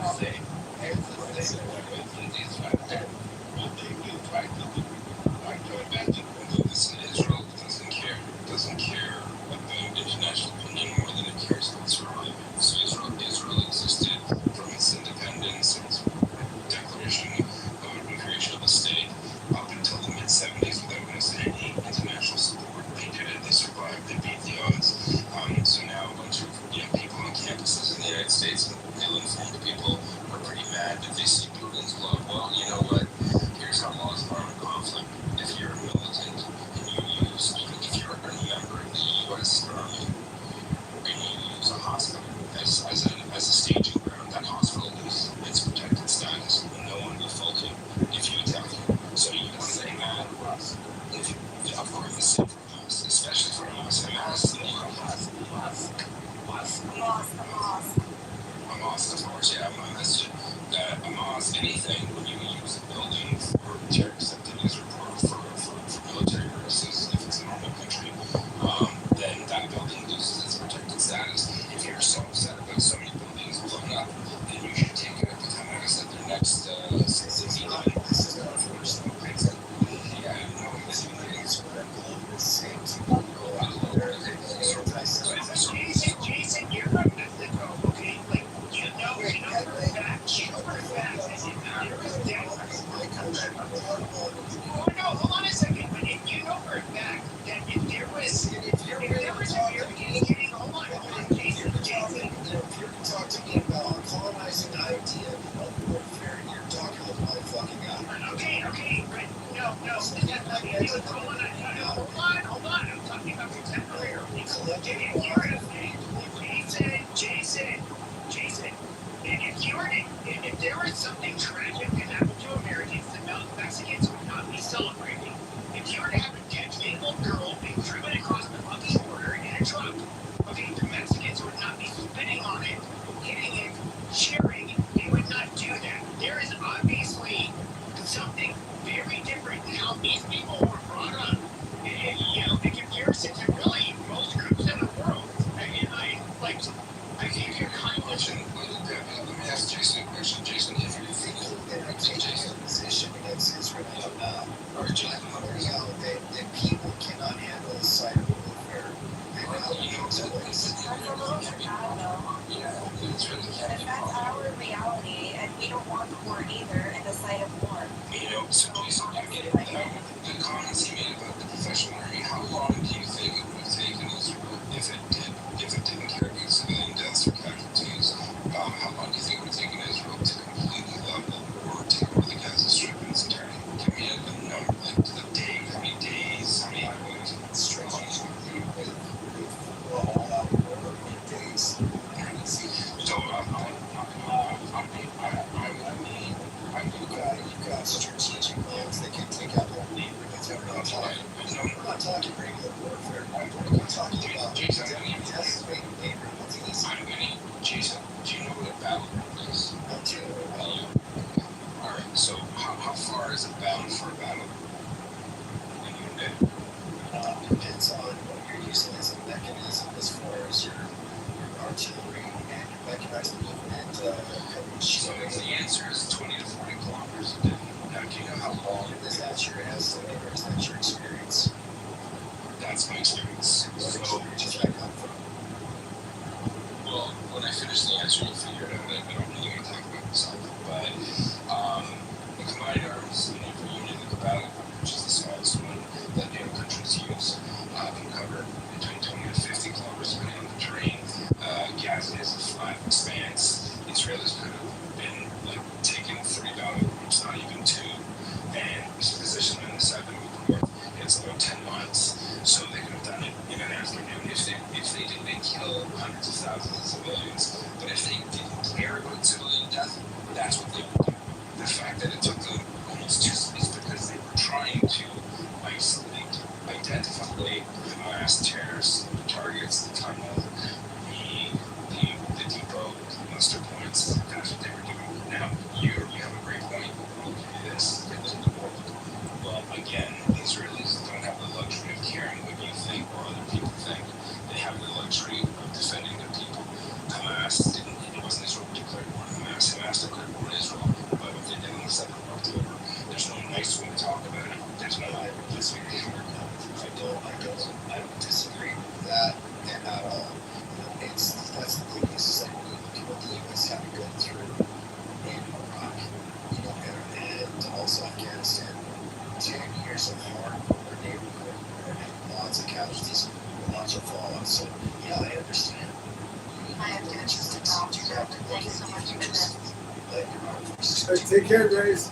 Without any restriction, it would be done very easy. Real quick, and here's the difference between the Americans' experience in Iraq and Afghanistan. This is on Israel's border, so this is Mexico or Canada doing something to the Americans. There would be an equal, if not greater, response by any other country. Israel is contained and constrained by world opinion, but even it had to act in this manner. It's unfortunate. No one wants to see people die, especially innocent people die. But Israel, Hamas gave Israel no choice, and you know who's at fault? All of us, the Western world, is at fault. Because in 2007, when Hamas took over, everyone said to Israel, "Oh, make nice, just work with them." We would prefer not to, the Israelis said. But they're get involved. Maybe we'll go back to the PA, and there'll be another election. What did Hamas do? They threw PA officials off buildings and dragged them dead on ropes behind motorcycles. It is a death cult. I'm not saying all of Gaza is a death cult, but there's a large number of people who have bought into it, and they've been raised by the system. Yes, there are Gazans who don't support Hamas, but even the ones that don't support Hamas aren't really fond of Jews either. So Israel's damned if Those who don't support Hamas, those who don't support Hamas, they still hate Israel. That's what I just said. Not that they will not support Israel, but they hate Israel. There is a big difference between fan and hate. Big difference. Yeah, well, no, it's an expression that is an issue about me. They're not a fan of Israel, means that they hate them. That's what it means. So another question where it says, is Zionism a supremacist by design? Is that a legitimate question? Does it keep itself sustaining as a really supremacist? Or it's protecting its interests and its borders and its sovereignty? I don't think you can put that word, supremacist in the English speaker changed it and she left. But it's like you've had Jews and Muslims have been at war for a very, very long time. Revenge has never stopped. Battle has never stopped. They will not see eye to eye. That's the one thing. It's like people try to play my hand in your piece. The ones that can consolidate is the ones at hand, not us. Jason, for the 98% of the history of the Islamic Caliphates, Jews were never at war with Muslims. Jews were a very small minority, so it's really not. It's really Jews were persecuted by the Middle East, a homogenous majority for 1,350 years. So it's not really like a tit for tat thing.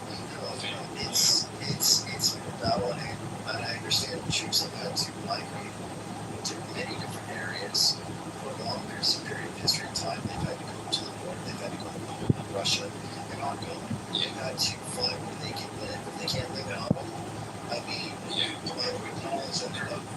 Hold on, let me just say this, Jason. I want to hear you reply to it. Since before the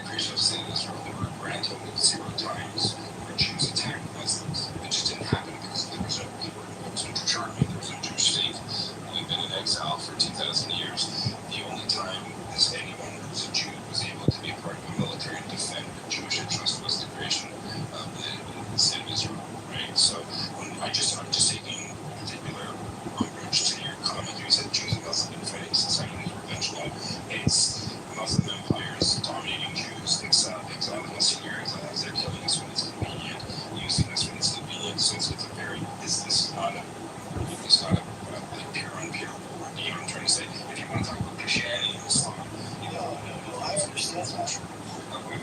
What I'm saying was never to be like I'm like an anti-Semite or a pro-Palestine or a pro-Muslim.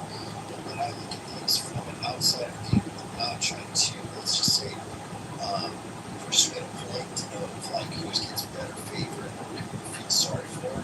Like you fuck around, you find out, you punch someone in the eye, don't be surprised they come punch you in the gut later.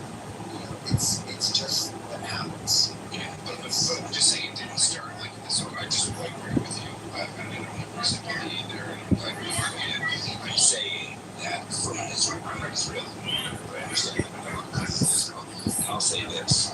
If you go back to the land that someone else kicked you out of, and you buy your land back from the people who are living there, and you build settlements, and you build cities, and you build the post offices, and you build the lines, and you do all of those things, and then you get to say, you know, we're going to recognize you as a state. And then a bunch of other people hate it because you're Jewish, try to murder you and say, well, I really want to dust and finish the job that you didn't finish. If that happens and you've been in that war, I don't hold an Israeli for saying, I don't really give a shit what you think. And I don't care what you trick other people into thinking, because I know where I come from and I know what we did to build this country. And I know that we came here not because of the 3,000-year promise. I hate that argument. Yes, Jews believe that. But Jews came back to the land using Jewish technology. They purchased their country back from the people who took it from the people who took it from us. Right? So this is not peer-on-peer. This is not a rectification. It's not a holy war between Islam and Judaism. This is a region that didn't develop like Europe. Europe had the Enlightenment. You know, Napoleon emancipated the Jews. Different place, different cultures, different realities. But since the creation of the state of Israel, Israel has fought defensive wars time and time again and always won. I would argue that the Palestinian refugee crisis is a very calculated attempt to isolate Israel, because the Arab countries cannot defeat Israel in the battlefield, take it for what you will, for whatever reasons you believe, and so they figure we can delegitimize them by basically making these Arabs live in perpetual refugeehood. There's one international UN body for refugees, for hundreds of millions of refugees all over the world, and then there's a separate one for Palestinians for some bizarre reason. And in no case, in zero cases for every human being on the planet, zero cases where a refugee mom and dad moved to Canada, there are zero cases where their children, their grandchildren, and their great-grandchildren are called refugees. If you hear this a lot, the previous lady spoke, one has to believe there are 5 million, 8 million Palestinian refugees. There are 5 million Palestinian Arabs in 1948 or 67. They're counting sons, grandsons, great-grandchildren, in some cases great-great-grandchildren. It is a refugee population. It's a refugee problem that seems to grow. It doesn't help the Palestinians. In fact, it creates a culture of people who believe they've been really put out by the Jews or Israel, and it doesn't help them in the end. It's just that simple. You know how many Palestinians were displaced? That means people who fled before the war even started. And how many of them are alive today? Numbers range from 30,000 to 50,000. But if you look at the Palestinian, the UN Refugee Agency for Palestinians, they'll say there's 8 million Palestinian refugees. How is that physically possible? You don't become a refugee when your parents were born in Canada, and you're born in Canada, but you're of Palestinian extraction, and the Palestinian Authority gets $1,000 per male Palestinian person on the planet, and that's what funds the grift. They're not doing the things to make peace. They're not doing the things to build the country. I agree. I'm not saying, I'm not saying you telling me, I've already heard so many times in so many different conversations from me. I think it's the same over and over. It's like to prove what you want to know about Zionists. You want to go to the federal country, absolutely, but do you want to know what's the difference between a Jew and a Zionist? Depends on how you look at how you support the government. And the thing is, where people get caught in the middle and they start having an opinion about other people's affairs, they don't like it. because they were back there like, hey, I'm Mexican, okay? My country, not where I live, this was colonized. This was taken and sold away from its native people. And they tried to decimate us. They tried to wipe us out. They tried to create platforms where we couldn't even breathe because in order to live in the United States, then you're bad. You had to agree to some kind of de-licensing treatment. What it was doing was making women infertile and making men impotent. And that was just one of the tactics that the U.S. used against its own people. So I understand exactly, you want to, take what a colonized land is, like someone took it from you, and you had to flee, and then you come back, and then you say, are you surprised you're fighting a war? No, I'm not surprised. Because it's going down here. We do it here in the U.S. in California with ICE. ICE is used against our own people, specifically, even if they're American citizens. And you people, my wife included, have had to walk around with fear of being hunted. We know exactly the costs. We hear other people's debate and problems. We're just looking at there are people in my culture that support Palestine 100%. There are people in my culture that don't. But I think when you try to play a hand, try to solve for them, that's a problem. I don't want to fight somebody else's fight. That's fair. So I was asking you to fight Israel's fight now. Yeah, I mentioned that was the Muslims using Muhammad that represented genocide towards the Jews.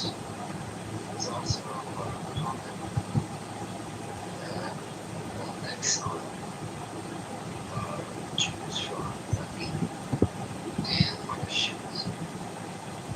Like you see in the world tradition. So I have a question. What history of what's been accused of the Jews?